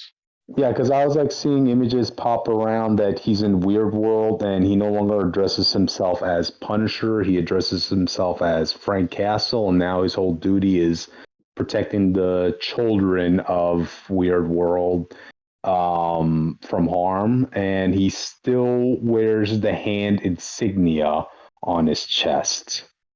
So I'm like, after hearing that, here's not my mentality in the aftermath of this whole run. So Punisher no longer has any guns. I don't even think he's going to be using guns for a while. The skull on his chest is still not back to being the typical skull, and he no longer calls himself Punisher anymore. I'm like, wow. Well, two of those things he wouldn't be able to do anyway. He can't change his clothes in the real world to the old shirt, and he can't get his guns from there anyway. Grab like some white paint and just hand draw that skull. In Weird World. There has to be. Come on, there's like painting supplies there. I found it. You're right. Yeah. After the credits, they did it after the credits in a comic book for some reason. Mm-hmm. You literally just see the Punisher, as Critic said, the Punisher guarding the children. But yeah, he's wearing the same outfit. He's not just wearing the signal. He's literally just wearing the same outfit. He didn't have time to change clothes. He got sent there as a blowing himself up. So I don't know what you're expecting. All he did was add a cloak. I guess, but yeah, this is the status of Frank now. He's gone from 616. No guns, no weapons, no supplies, no arsenals. All that got sold off. Got taken by his wife, and I mean, wow. Damn, my dude can't catch a break. They really crippled Frank after this. They really didn't. He'll be fine. It's Frank Castle. They really didn't. She told the webs at his house. It's Frank Castle. You think he has all his guns at one place? So ultimately, do you think the backstory with the wife being added here was, I wouldn't say worth it, because ultimately you didn't really need it, but is it cool to have it? Okay. I think it was worth it. I think Punisher needed that because we never had anything about his wife. Okay. And apparently she's pregnant. What? Oh, I heard about that. Yeah. I heard about that as well. Yeah. The hell? Yeah. I heard about it, but I don't know if they're going to let that stay. Based on what they're doing with the Punisher, so I didn't want to bring it up. I was going to wait to see how that ends up before we go into that. There's so much happening in this book that I can't even fathom what's going on right now. Here's my thought as to what they're going to do with the children. We'll see an aged up version of that child, and you come to find out that child is a huge anti-gun advocate. How about that? No, we're not doing that. No, you know what they're gonna do? You know what they're gonna do? They're gonna pull a Paul and Mary Jane and just make the kids. Yeah, they're going to ship Paul with Maria. We are here for the Paul downfall. Let's just end this topic. Yeah, please. Before we finish the topic, actually, you were mentioning that the hand is looking for another person, that one woman that's in jail. I think that's going to be I'll admit, that's a germ of a good idea, like the fact that there's going to be another person who's going to be wearing the skull, but the only difference this time is that the next Punisher incarnate will be a full-on villain. I'm like, what are you talking about? Well, like, isn't there a person that you said the hand was going to be Punisher? She's just becoming the next Fist of the Beast. Okay.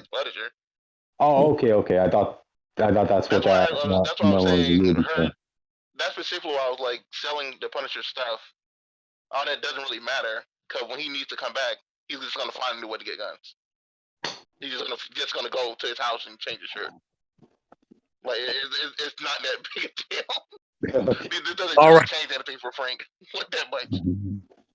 This man just he robbed Deadpool last time he needed guns, and Deadpool robbed him back too. So go into my local gun store. All right, and I'm good to go. Not Deadpool. Get Deadpool out of your conversation, man. Okay, but anyway, yeah. All right. Anyway, that's it. It's more just. It's more just how do you. Unless the hand are stupid, I don't feel like they have a reason to go bother Frank. So it's more like how do you evolve him back into the plot without having their hand look like clowns. Where is Frank Castle right now if he's not in 616? Weird World. He's in Real World, which is 616. Well, a pocket dimension in 616. Oh, it's still 616. 616A. Let's just call it that for right now. Gotcha. But anyway, that's it, guys. Wow, that's it for this era Punisher topic. All right, let's go to something amazing. Amazing is a strong word, but we'll go with it. Where you guys gonna have a fun ride with this one? Now, in case you every week, and we don't like it every week. Well, maybe this one might change it. You want us to keep suffering with all these Peter Parker books? I'm tired, Cryptid. I'm tired. Give this a chance. All right, so in case the audience needs a refresher, in the last issue of Spider-Man number 8, Peter wanted to amp up his spider sense, so now his spider sense activates from other people's danger. Unfortunately, he gets hit by a loose cable line, and now his spider sense is amplified to the point where it's vibrating to all the dangers in the city of New York. And you know what? I gotta hand it to Peter. He tries. He tries to go to as many of these dangers as possible. So, from stopping a girl from getting hit by a car to even saving a guy who was choking on his breakfast. This and that, but this is just getting too much. And you have Spider-Boy in the background saying, "Oh my God, he did it! The idiot did it! Has he learned nothing from the whole man spider incident?" Oh, I think Spider-Boy is just here to as a commentary from the fans who are reading this.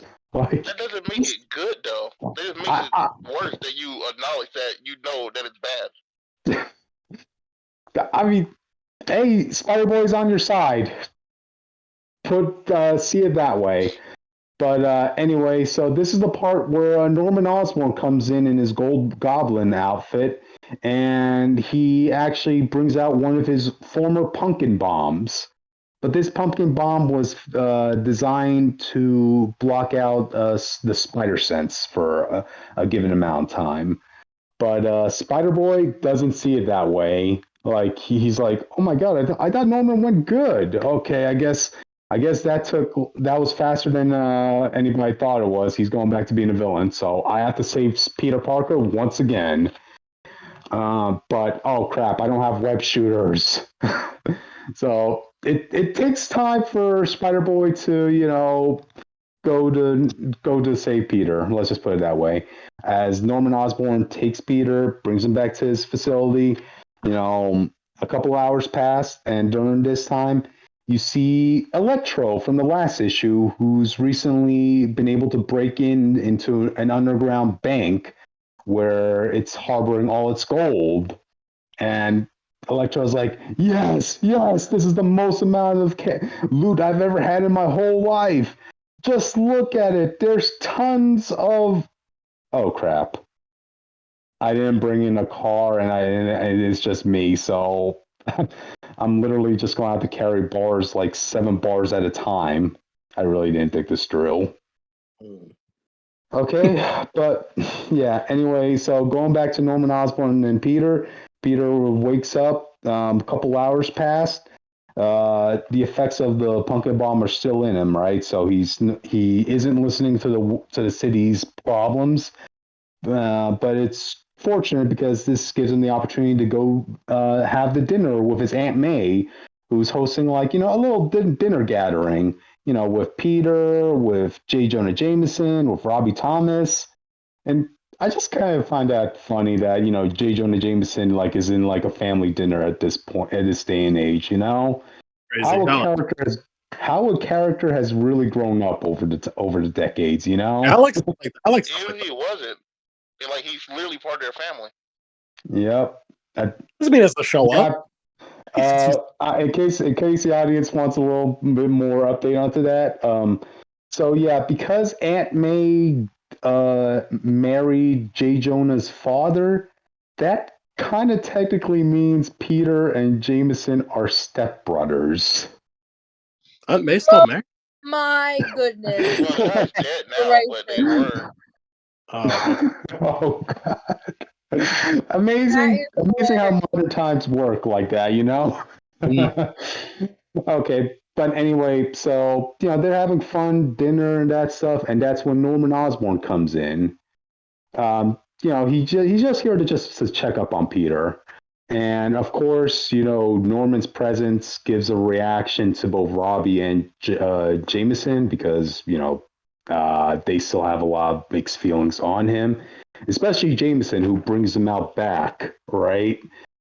Jameson is basically having a tough talk with Norman, saying, I want you to understand this.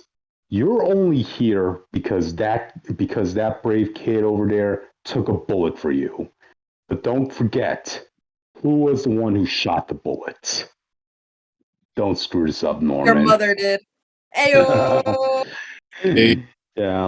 Yeah, towards the end of Dan Slott's run, Jameson came close to actually killing Norman Osborn until Peter saved Norman and took a bullet for him.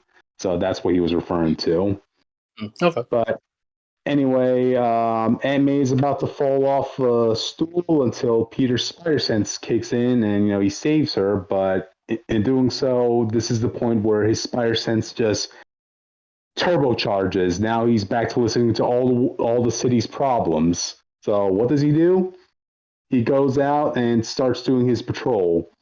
And that's when Norman's like, oh, God, I gotta look after him. So he goes to the rooftop, changes into his gold goblin attire, and that's when Spider-Boy gets his appearance. And he meets up with Norman. I'm going to fight you, Cryptid, if you ever bring up Spider-Boy ever again. Hey. I literally canceled my subscription to this book after the Spider-Verse stuff ended, and it didn't help that Spider-Boy came back.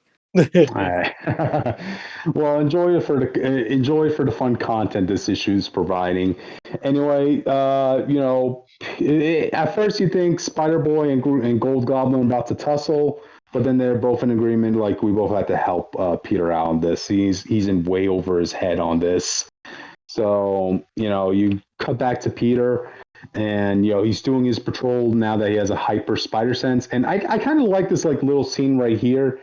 You see this one scene of a guy who's obviously about to rob this one girl's purse.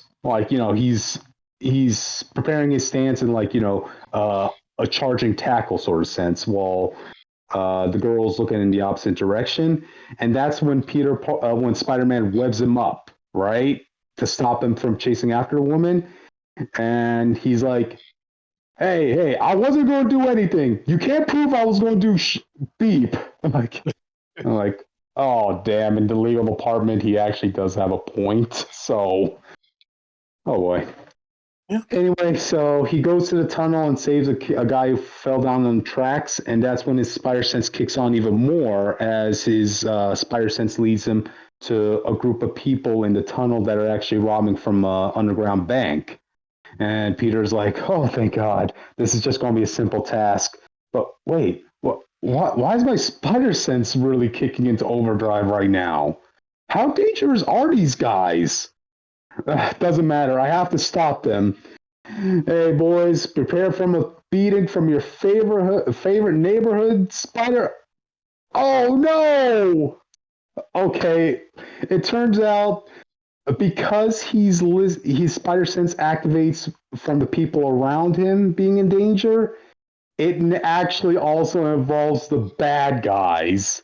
And the danger right now to the bad guys is Spider-Man. Oh, so Spider Sense is completely. Obviously, Spider Sense is completely broken. Jake literally said this last Yeah. episode when we talked about it. Yeah, it's the Spider Sense is basically You know cracked. why? Because this story has happened before. Yeah. Oh, we like talked about that. Bad memories are the hardest to forget. Yeah. Peter's like literally telling the bad guys, look, I know you guys aren't going to believe me, but this is going to hurt me way more than it's going to hurt you. Okay. Yep. So he beats them all to a pulp, even though this is like, busting up his brain. Apparently, under Norman Osborn's analysis, if this keeps going on to Peter, his head's going to blow up. Oh, Yeah, like I said, this is Unalive Crew. This Hopefully is it happens. this is an adventure for a rookie Spider-Man. Spider-Man should be thinking this far ahead when he's this much into the game. He's trying to be better, man. I can't fault him for Oh yeah, doing Marvel like He's trying to be better over than falling into the Spider-Man. same trap he fell in multiple times. The same story he fell in multiple times. Yeah. And he already knows the They're not lesson. trying to be better. And he already learned from Into the Earth he can't physically save everyone, no matter how hard he tries. He needs to do better. Yeah, he can just do his best. That's it. That's all he can do. Like Marvel likes to ruin his life every second they can. So can you give him a break at least? Dan Slott likes doing that. Dan Slott's going to get the message that he already taught Peter Parker multiple times. Yeah. I mean, like I said, there's small things I like. Like I'm starting to slowly get into the Norman Osborn being a good guy thing. I like the. That's gonna take me a while. You should have read his actual book. His actual book would have sold you on. His actual book's really good. Okay. Mm-hmm. The book is probably my favorite Spider-Man book. I have a random question. like life story. I have a random question. Does Norman Osborn still have his waves in this book? Okay. It isn't physically attached to a skull, so I kind of expect it does for some people. Okay. It really does. Let me just confirm that with you. But yes. He just has brown hair. No, he has his waves. Send pics where it didn't happen. I also like the right now. I also like the. It might not be on that page, but every other book around this time, he still has waves. Okay. When he meets Normie in Normie's book, he still has waves. Okay, because if he didn't, this would be very concerning. I like the J. Jonah Jameson being at the family dinner thing. Like that's pretty cool. That must be so awkward. I mean, I like characters progressing, which is why I ultimately don't like Peter in this book or the other one because he's not progressing. Jameson still know that Peter Parker is Spider-Man? Yes. Yeah. He found out after Peter Parker. Oh. Yeah. After all that, so he still knows. Yeah. Oh, and it's funny you should mention up that dinner scene because part of the conversation at dinner was like Aunt May telling Peter, look at your friend Robbie's child. He's getting engaged to his girlfriend. Oh yeah, in case you guys don't know, Robbie Thompson's child is marrying Tombstone's daughter. I don't know who either of them. She's Stinger right now. Well, not Stinger, but she's the Beetle. She's the Beetle, yeah. Robbie Thompson, he was the guy who worked at Daily Bugle with Jameson. You know, the guy who... He's the black dude for the movies. Okay, hold on a second, though. You just can't name random people and expect me to know who they are. Hang on. Spider-Boy's been in here for like 2 issues, and he's virtually done nothing. Are we never going to figure out like what his origin is? Oh, no. No! Probably going to do it at the end of this book. Dan Slott like to keep people in fake suspense. Doesn't answer your question. No, it was already announced that we're going to get the origin of Spider-Boy in Edge of Spider-Verse. So this is just so him being here is just a not Edge of Spider-Verse? This isn't. This is Spider-Man. This is Spider-Man number 9. Yeah. Didn't this start at Edge of Spider-Verse? No. No. Oh, right. Well, yes, this book originally started out as that Spider-Verse event, but it just kept on going. Yeah, I would say the first 2 issues were called Edge of Spider-Verse. I remember talking about. Okay. Yeah, and did we get that backstory? But it's also like he's been in here for issues, and all he's done is like a couple inches of things. Last issue, oh, I better go help Peter. Oh, I'm on my way to help Peter. Well, Like, also, his powers out of control. What's he doing? okay, Right. keep this in mind. He doesn't have web shooters right now. He So tried he's going just back. running around? Yes, literally. Oh my god. His history was completely erased by the time he got back to 616. He's like, there's no trace of my existence at all in this world. Almost- What the hell? almost- Wait. At least Peter At could the have end of hooked that him issue, up. he had web shooters though. He literally swung away. But I guess he ran out at that point. Okay, then He that's grabbed different. whatever he could. He grabbed whatever he could find. Oh my god, the writer's Toriyama. He's forgetting things between issues. Mhm. He had to call an Uber just to be able to get the Peter Parker. Yeah. But yeah, Spider-Man number 9, I guess. Yeah. And the final page of this issue is Electro coming in and zapping Spider-Man. So yeah, Spider-Man's down on his knees at the mercy of Electro. So yeah, Oh, there you go. I don't think that There you Uber drive is gonna be quick enough to get there. Was that You're off, was Spider Boy. I don't care about you. Even then, if you don't have webbing, he's not gonna be that helpful against Electro in the air. For real, He like, gotta does Spider Boy jump at him, have but any that other one shot ain't gonna powers? do a thing. Does he have any other powers besides the normal spider powers?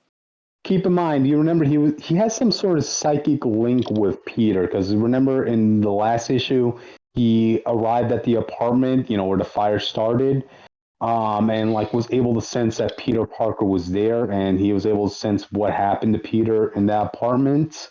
You can make the same excuse. You can make the same excuse for Rick Jones and Marvel, but I hate Rick Jones, so I don't want to hear anything about this. Oh, here's the biggest twist. It turns out this Spider Boy is Rick Jones.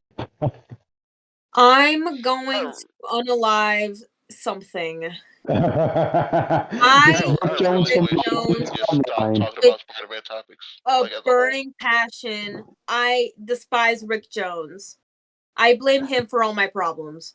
And I mean that. Gotcha. But anyway, yeah. That's how the issue ends. Thank goodness. I really wish we just stop talking about Spider-Man as a whole, because it's honestly making me hate comics. But it's not even like a joke. We talk about Spider-Man every week, and I'm like, can we move on to a different thing else? I mean, come on, there are like Cryptid. 7 Spider books going on, so there's bound to be We could have been talking about Fence, and I could have been talking about Briar, but we decided to talk about the content, man. The content. All right. next week. Next week. You talk about those books. Okay. All right, guys. Let's move on to the next one. Which? Yes! Okay, yay! I can talk about Groot. Oh, thank goodness, a good book for once. Yay! So you guys remember where we left off last time with the chainsaws and Groot and Marvel? If you know, you know. Yeah. Okay, cool. Okay, just catching y'all up. So we're still on Planet X, and Groot is trying to talk to, like, the mother tree. I forgot what the name of the tree was. The matriarchal tree. There we go. And so Marvel is talking to his captain, and was like, with good reason, Captain Solar, these are his people, so and then the guy's like, well, so why no reply then? And Groot is like, obviously, like, Groot and co are like obviously kind of bummed out that she's not answering back to them for some reason. So Solar and Marvel, they do some investigation work with their flashlight hands. Don't worry about it. I don't know how to explain it, but they're scans. They're scanners. Yeah. And so they're like, dang, everyone just seems like dormant here. This is so weird. Like, I wish I can understand them better. Like, and so then Groot is like, I am Groot, and Marvel's like, I know you are, my friend. Because he still doesn't understand them at the moment. Which makes me kind of sad, because I hope that he gets to understand them soon. And so then we see this person in a tree, while the 2 Kree people, the captain and the private, they're just like, something seems off around here. And so the captain's like, he's like, shh. And he goes up to the trees, and he's like, dang, I could have sworn there was something. And so he goes back down, and Marvel uses his, he, like, uses, like, this target scanning thing with, like, his mask or something. I can't explain it. All you need to know is that his eyes are now red. Don't worry about it. And so then those two, they get attacked after Groot, Tweeg, and Gleef. They're like, oh my god! You know, guess what we get to see? Please guess. Go ahead. The chainsaw. It's our friend Chainsaw. Chainsaw. And so Groot and his friends are running away, and Marvel pushes his captain out of the way. For some reason, I don't know why you couldn't run with them and pick up the children, but you know what? That's just me personally. Mm-hmm. So Marvel and Solar, they have to go like fight the chainsaw because chainsaws are cool apparently. And to the audience, if you don't know what a chainsaw is, you are missing out because these are great and you should read this book. Mm-hmm. And so then, you know, they're fighting the chainsaws, and Solar is like, Marvel, get the citizens clear. He's like, sir. He's like, okay. And he's like, okay. He grabs the little one. And he's like, come on, you three, let's go. And he's like, oh, no, not that way. And then we see like a Triceratops chainsaw. It's great. Chainsaws are apparently great. And so, like, obviously Marvel has to, like, run away as, like, fast as humanly possible, you know? Because, you know, chainsaws are not fun to fight. But they are cool to look at. So Solar gets, like, a good hit from the chainsaw, you know? And he's fighting the chainsaws, and then he gets stabbed through the chest. And I'm not over exaggerating. The the panel turns red and black, and then Marvel's obviously upset, being like, "Oh my god, Captain, no!" Like, Captain, and his blood's blue, by the way, if you didn't know, because apparently Kree blood is blue. And so Marvel's obviously upset, being like, "You killed him! You killed him! You mother!" You know. And then Groot, Tweeg, and Gleef are like, I don't know exactly what they're doing, but it looks like they're either trying to pull him away or they're trying to like cheer him on. I think they're just trying to pull him away because, you know, chainsaws are not fun to fight. You know? Yep. And then we see a huge explosion, and we see a whistle happen. And you remember Yondu, right? Well, he's not here. Yeah. He's not here, but we do get someone, I'm assuming, of a similar race. And I'm assuming he has like the head spin thing. And I'm assuming this Yondu depiction is like the OG Yondu from the comics and not the ones from the MCU, right? Yes, she does look a bit more similar to comic Yondu. Okay. And she also has like the arrow too. So Marvel's like, "Who are you?" And she just doesn't want to answer them because, you know, yeah. What? Wait, the whistle arrow? What? The whistle arrow? She does have the whistle arrow, yes. Okay. Just so yeah, like going back to what I was saying. So Marvel's like asking, like, "Who are you?" And she doesn't answer them because she don't need to answer them. She doesn't need to. She doesn't want to. And then he's like, "Why won't you speak? Can you speak?" And he's like, in like a frantic way, be like, "I must see my captain," you know. And he goes to his corpse, which is, you know, impaled. And he's like, "Captain, I am so sorry." And so Groot asks who this person is, and she's like, Yondar of the world Centauri. And Gleef is like, "Oh, like, are you here with others?" And she's like, "No, I'm alone." And then Marvel's like, "So you can speak and you can understand them." And then she's like, "More monsters approach. You should not stay here," you know. And so then, not long afterwards, Marvel introduces himself, and he asks her why she's here, and she's like, "Oh, I'm here to hunt." And he's like, "Is that it? Is that all you're gonna tell me?" And then Groot is like, "Yo, I can vouch for him, dude. Don't worry about it. Like, just don't worry. I vouch for this nerd. I vouch for him. He's cool. Don't worry about him. You know." And so then she actually starts to talk to him, and he's like, "Speaking of that, you'll talk to them, but not to me." And she's like, "Is this Groot not in command?" And he's like, "I rescued these 3 saplings from a spoiler outpost. They're under my protection." And she's like, "Some protection," and that's so funny.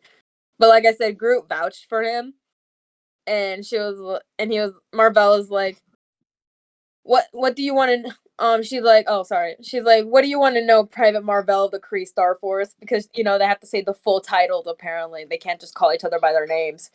Keep in mind, they always say their full name when they're talking to them, which is fair enough because I don't think anyone wants to just call him Mar. So yeah, Marvel. And Marvel's like, how do you talk to Groot and his friends?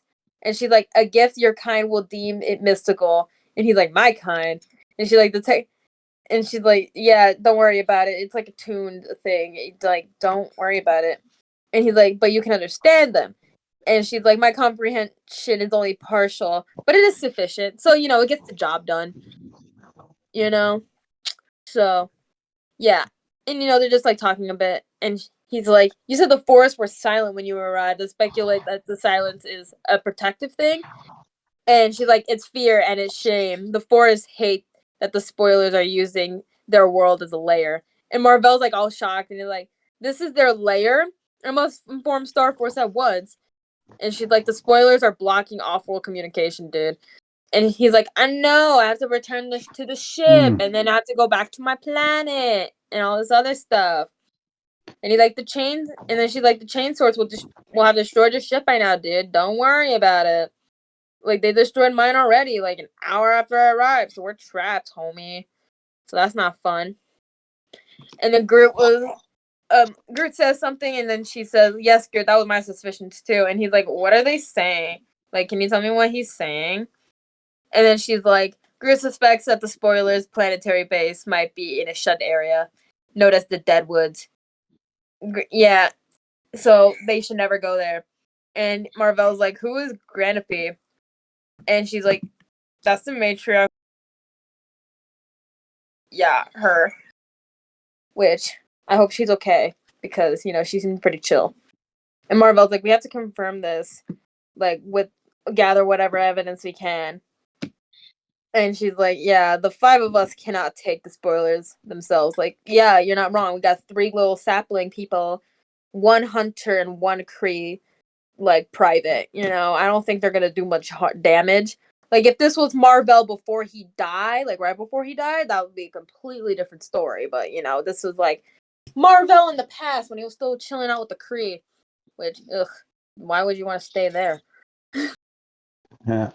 And he's like, perhaps, but the spoiler will have their own communication system. You should try to use it to send a warning, maybe take down their jamming field too. And then we can assume that Groot is saying that Marvel is brave and doomed. And they Groot and the hunter lady, I already forgot her name, Yondar, I believe her name was. Sorry, I'm awful at remembering names. So you don't actively repeat it every 5 seconds apparently. And yeah, they have this snarky banter. It's kind of funny. And Marvella's like, thanks. You could put both down in my inexperience. I'm only a private in the Star Force. But I believe it's what Captain Solar would have wanted, so I'm going. Yeah. And so he asks Groot, be like, hey, can you show us where the Deadwoods are? And he's like, yeah. And he's like, cool, thanks. So I think he's starting to understand them a little bit. Maybe not fully, but as time goes, you can understand them a bit more. I think that's how this is going down. And Marvel's like, oh, this is I still have to this is still part of the mission. I still kind of have to do this. I appreciate your help, but that's up to you if you want to tag along. And so then Marvel changes his uniform to the green one that we all know from his original comics, because if you read any Marvel comics from the 60s before he got the yellow and blue one that we all know and love, he had the ugly Kree green uniform. To be honest with you, I prefer the purple one, but that's personally just my personal preference. I think it's because how they used to draw it just did not look good, but it's whatever. So he asks Yondar if she wants to come along, and I'm looking at this again for the 3rd time, and I'm like, this is still ugly. The Kree need better uniforms, but whatever. And so Groot also asks if she wants to come, and Yondar is seeing as Groot is Groot's wishes too. And she's like, very well, Captain Marvel. And that's the first time she ever brings. This is the first time they ever bring up Captain Marvel, because Captain Marvel, he was the first one. So that's the point. So they go to the Deadwoods. It's all cool, and Marvel asks what do you know of the spoilers? And she's like, oh yeah, they destroy worlds, they strip resources, they use chainswords. You get the idea. And what about their leader? She's like, I've heard of him. I don't know much about him. it happens, you know. You got to keep that element of mystery, you know. We love the mystery. Mhm. And then Marvel's like, if these are the deadwoods, they look, and then she's like, dead, decay everywhere. These are the trees. These trees are deceased and corrupted, which not fun. And I just think it's funny how these 3 little saplings are just tagging along. I'm like, go off, kings, go off. And yes, it is the perfect hiding zone. And so we can assume that Marvel already understands what Groot is saying, because he says, Groot's right, try not to be scared, you know, because he's kind of the low-key leader of those 3. So, you know, as we known from the last issue, which I also... So that's fun. And so Marvel is like looking through the trees, and Yondar is grabbing her bow. She's ready to aim at something, and she's like, "Those are not trees. Those are chainsaws. God damn it with the chainsaws! How many chainsaws do these guys have? And where can I get one of them?" I mean, hey, if a wood-based person is supposed to have an enemy, what better enemy would be than a chainsaw? Like, you know, Dinosaur, chainsaw, dinosaur, chainsaw. chainsaw dinosaur. Mm-hmm. You know, so they have to fight the chainsaws while running away and protecting the little ones. And literally, Yondar gets surrounded by the chainsaws, and she's like, "It's too late for me, Captain. Save yourselves." And hold on. So he tries to like escape, you know, to get the little ones to safety, and he gets hit by one of the trees. And we see this like corrupted tree person named Agz, which is spelled Agz, by the way. I don't know how to pronounce it. That's how I'm thinking it's pronounced.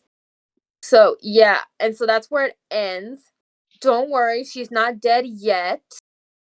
But luckily the little saplings are okay, and Yondar is not dead yet. But we do love a book with Marvel in it. Woo!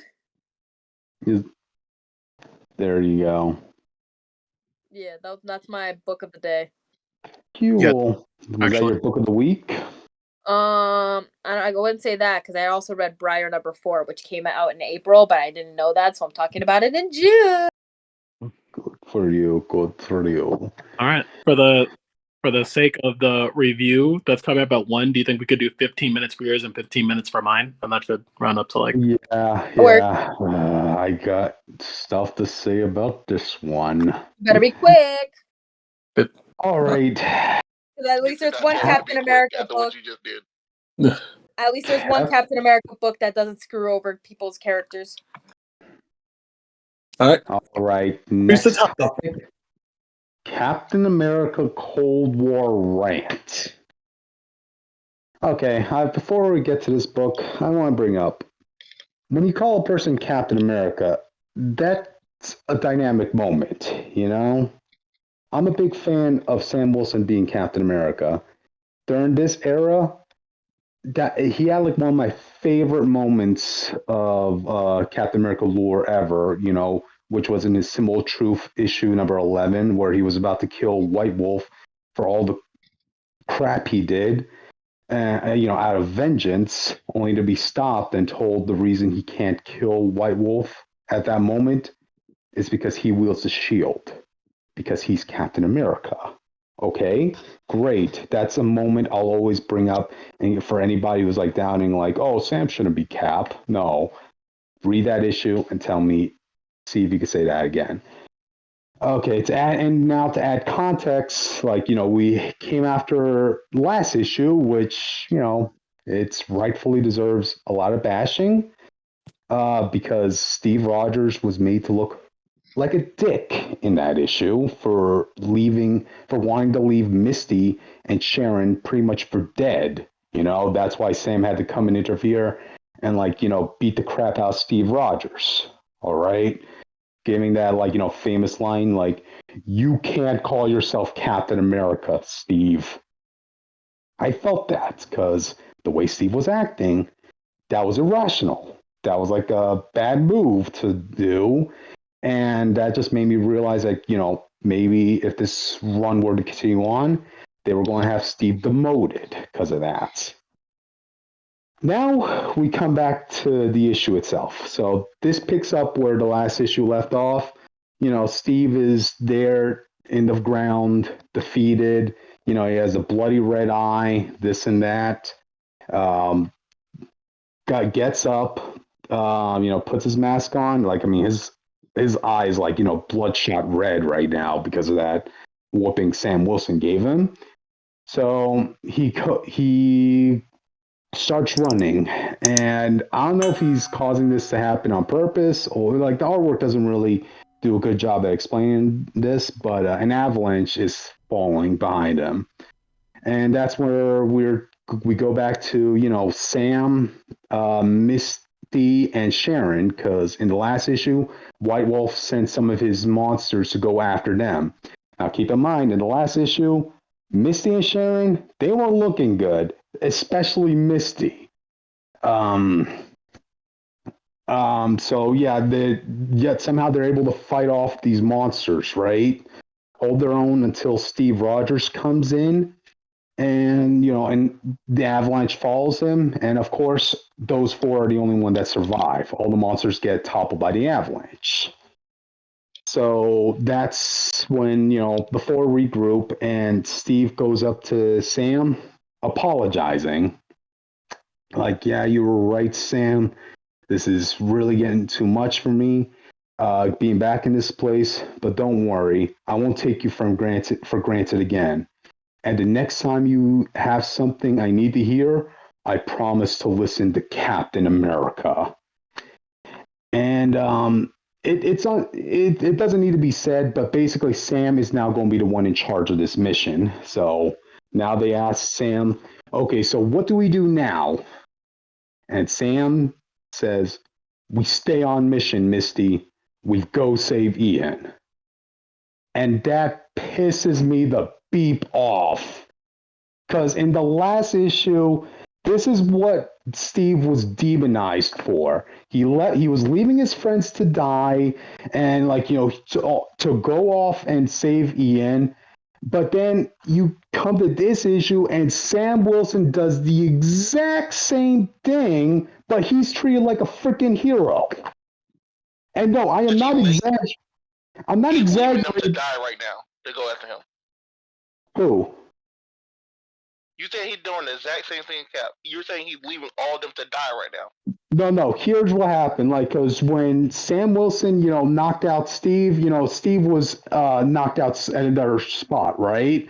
Sam Wilson didn't go and retrieve Steve or anything.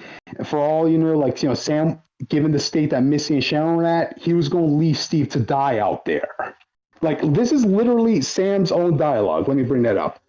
Okay, this is Sam's exact words. I shouldn't have cleaned your clock and left you to die. Okay. And now, miraculously speaking, Misty and Sharon, they're A-okay. What? You talk about stacking a deck, right? This is like the equivalent of giving Steve a bad hand in a game where, this is not going to look good, right?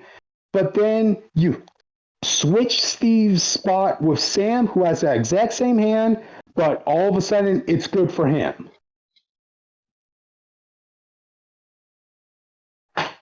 I want to borrow a quote from Tevye and say, I am done with this book, but there's just only one more issue left, plus like a bonus comic that's pretty much going to be the epilogue of this. And for Sam to go out and say, okay, now we continue on the mission. That is exactly what Steve was doing in the last issue that he was demonized for. Yeah, I don't know what the writers trying to do with this based off the last one, because we talked about this last week. I thought we were you and came to the conclusion that they were just trying to elevate Sam, but to do that by having the same thing, it's just kind of wild. I know this is the worst way to elevate a legacy character, because Sam has a hill to climb in order for people to see him as Cap. As much as I love seeing him carry the shield and wearing the colors, he has not cemented himself in pop culture to be saying that whenever somebody thinks of Captain America, they'll always think of Steve. Yeah. They haven't gotten to the point where when people mention Captain America, they'll think of either Steve or Sam. You know, I still what we slip up want. sometimes. The way you handle this is going to make people pissed off at the new character you're trying to promote because you're throwing shit at the poster child for this mantle. Yeah. Like, dude, I hate when character assassination happens. It sucks. I feel your pain, Cryptid. I'm done with this, man. Like, you know what? Jackson Lansing and Colin Kelly, there's a nice way of saying, you're let go. It's, we wish you your best on your future endeavors. You two do not even deserve that. What you two deserve is a you're fired from Donald Trump. Damn. Oh my goodness. I said it. Like that we've never seen Cryptid this pissed before. Me either. I don't know how to feel right now. I'm just like sitting here and I'm like in shock. This is dark Cryptid. I know, and I'm like, oh my goodness, this is Cryptid's villain era. Exactly. Book did it. No, this is my one bad day, Rich. All right. I thought Aaron Fischer was going to be the one to do it, but I guess it's this book. Yeah, they beat you to it. At least we can agree that the Aaron Fischer book is better. That last issue of Cantwell's run was the first and only issue of Captain America in my life that I actually got so frustrated at I ripped the comic apart. Oh my god. This one, but still. This issue right here, as much as it enrages me, I might as well complete this set. You know, you're right there. You're right. Left after this.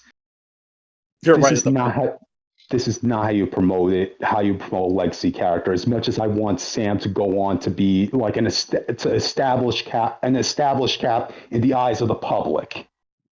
You know, it never works on any legacy character when you do crap like this. I need everybody to know the crap that Marvel has been doing to Captain America comics. You know, they just refuse to fix this character. Oh no, I shouldn't say they refuse to fix this character. They saw the light. They saw like the domino effect, which is why they had to get these writers out of this book.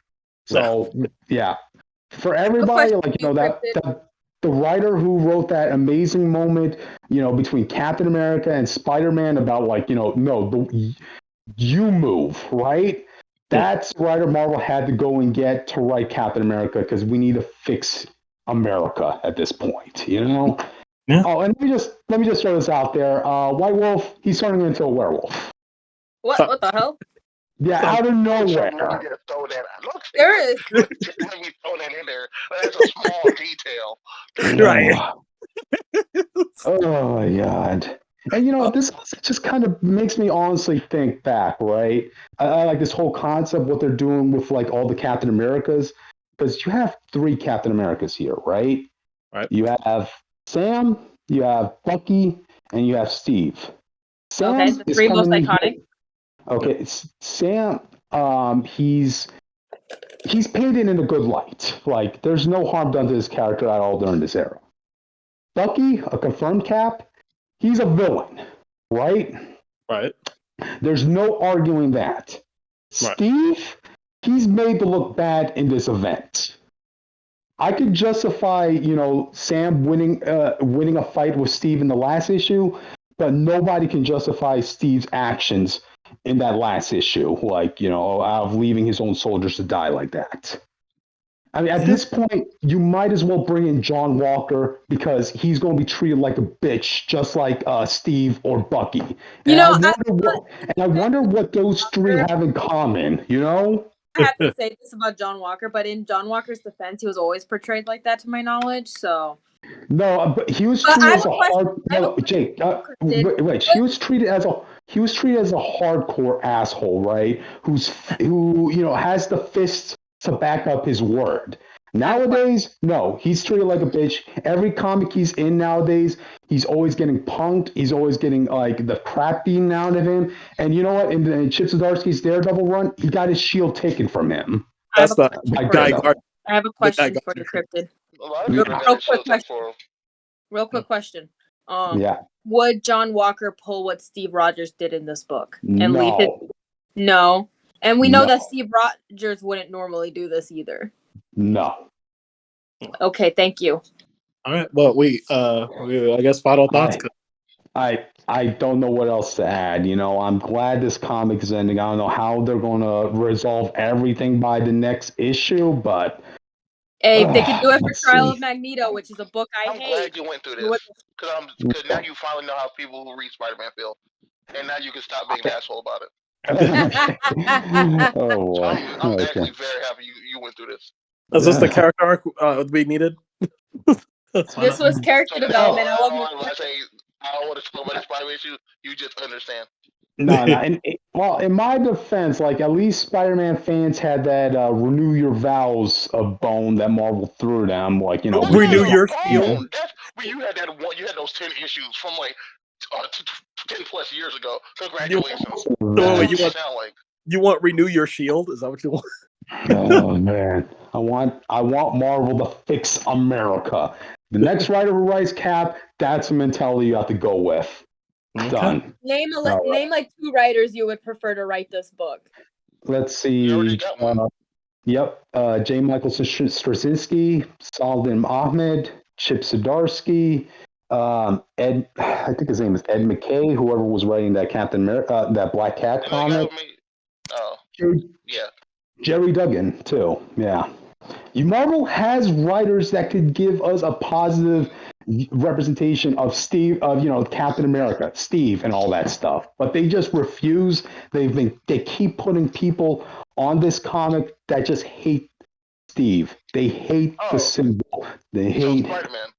No. Pretty much, yeah. Yeah, we talked about this last week. You know, Marvel just wants to put people on books that they know they hate. Yeah, we had a whole discussion about it. But yeah. Rest in peace, Yeah. Cryptid. I guess. I'm ready for Cryptid's villain era. No. And we really thought that Aaron Fischer was going to be the reason why Cryptid entered his villain era, but no, it's this shitty book. No. Well, let's restart the timer. So it's Okay. my time to shine with Shine after that, Jake. Well, unlike you, I got writers that love my franchise. Star Trek Resurgence is an amazing game, and it's only $40. Please, I beg you, if you're a fan of choice games, like games where you make your own choices, buy it. If you're a game of just like cinematic storytelling, buy it. If you're a fan of Star Trek, definitely buy it. This game is perfect, and everyone, well, except for it's made by a small team, so like visually it looks kind of terrible, but like if you can get past that, yeah, it could be worse. Games. Yeah. Anyway, I don't want to spoil this game. Usually, I don't care about spoilers, but unless it comes to certain things like games like these, where your choices do matter. So I don't want to spoil it because I don't want to influence people's choices. So I'll just say as much as I can from the point. Okay. Basically, this game takes place for Star Trek fans in the Deep Space Nine era. This is after like Picard for more layman people. So basically, you play as 2 characters. You play as the first lieutenant, Rydick, and you play as a lower deck scrub named Carter Diaz, who Cryptid, you would love this character. For you. Carter Diaz is he's just a simple dude. He just fixes stuff in engineering. He's not even like a chief engineer, and he's just a simple guy, at least the way I played him. He's helpful to his people. He doesn't ask for much, and he's good at inspiring people to be better. You know, he's basically like a little Captain America on his show. I just want to bring up real quick. One time, like I literally came home from a night shift one time, and I saw that Austin and Jake were in a call, and while Jake was playing this game, and not long after Austin left, I literally watched him play this game for at least like an hour and a half after Austin left. Yeah, and it looks pretty interesting. I got low key into the story. Yeah, the story. Okay, so basically, I don't even know Star Trek. That's so. Yeah, it's like really well written. So like basically, it fixes a lot of problems I hate with modern Trek. So if you guys want to know why I like Trek, I didn't get into Trek till I was an adult. I saw Star Trek as a kid. I thought it was boring. I rewatched it as like in college. I was like, this show is great. The basic premise of Star Trek is that in the future, humanity got its shit together. Now, instead of just having one Captain America, we're all Captain America. No. Every human's upheld to No. the ideals of Captain America, basically. Well, okay, the ideals, but they're not actually. They're not. No, they're not. actually, They're not super soldiers. I mean, we have a super Okay. soldier, but he's like a villain, and we beat him. So, Gotcha. yeah. So we're all like, morally, we're supposed to be morally better than what we were before, and that's kind of the Okay. idea.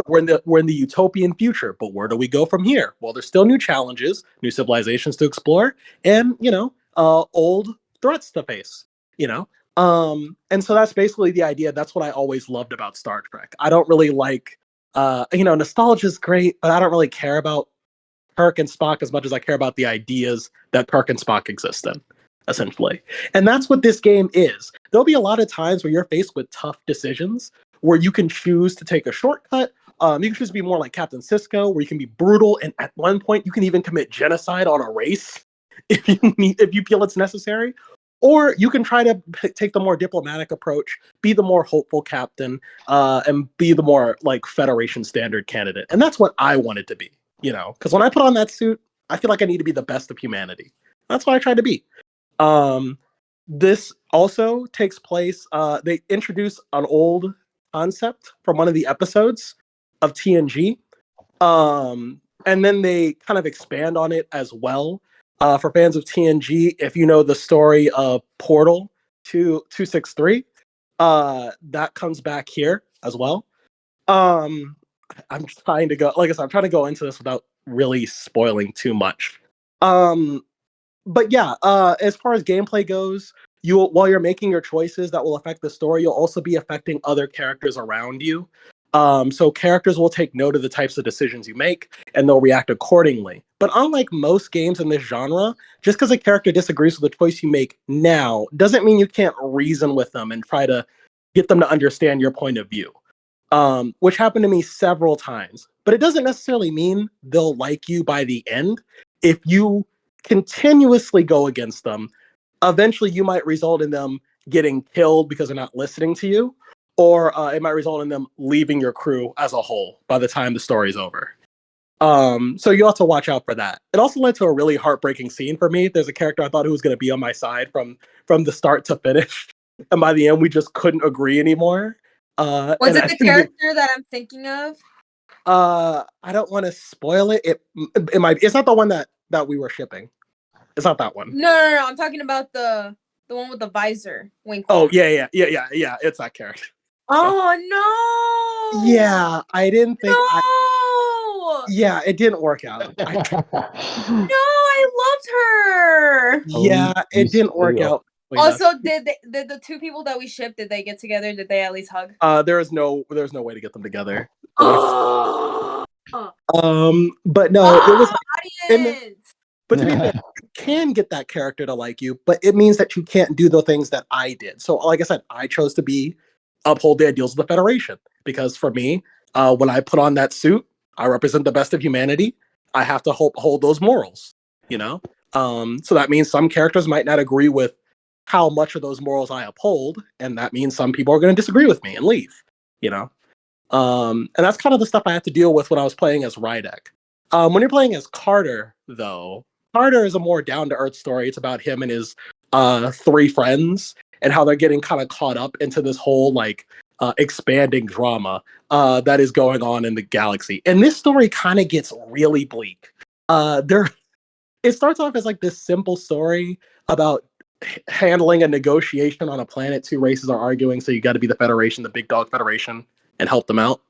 But it evolves into this really bleak story where even when you're holding out hope, the odds keep getting more and more stacked against you and your crew. And it just becomes kind of damn, I don't even know if I really should be treating these people like any other race. Maybe I should just kill them all or something like that. You know what I mean? Because how are we gonna fix this otherwise? And so but what makes it work for me is that the characters are still cheerful. Well, not cheerful, but they're still written in a non-depressing note. They never get Zack Snyder's levels of edgy, They treat the situation professionally, they treat it optimistically, and they look for a better solution. And that's what Star Trek is all about, Like I said, it's hard for me to talk about this game without spoiling it, but I can't recommend it enough. Please help these guys. They didn't get a good marketing team because their marketing so small. It's $40 on every console, but the Switch. So please get it. You won't regret it. It's a 10-hour game, and it'll leave you wanting more. And I should say the ending doesn't end on a cliffhanger. It's a complete story. And it could get a sequel. It will be hard for them to factor in everyone's choices. It can get a sequel. But it just needs that push. So please check it out. Star Trek Resurrection.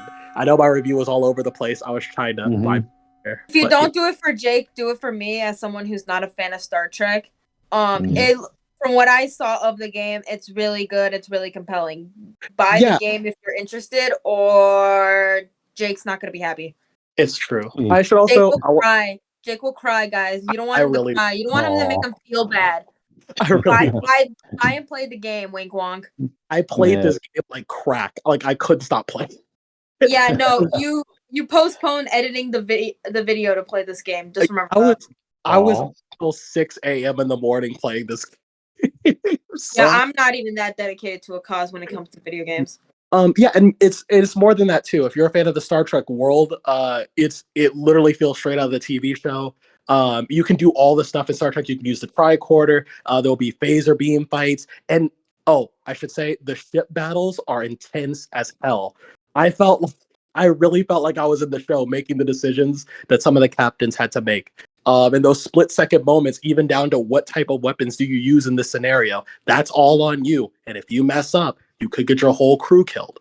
And your crew will be looking to you for leadership at times. So, what type of decisions will you have to make in those moments? Who will you trust? Whose advice will you take? That's all factored in.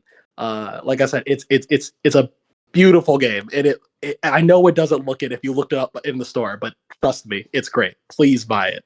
$40. That's all I gotta say. So, yeah. See, there's some good. We don't just spread all the bad stuff going on the week. We also spread some of the good stuff going on the week.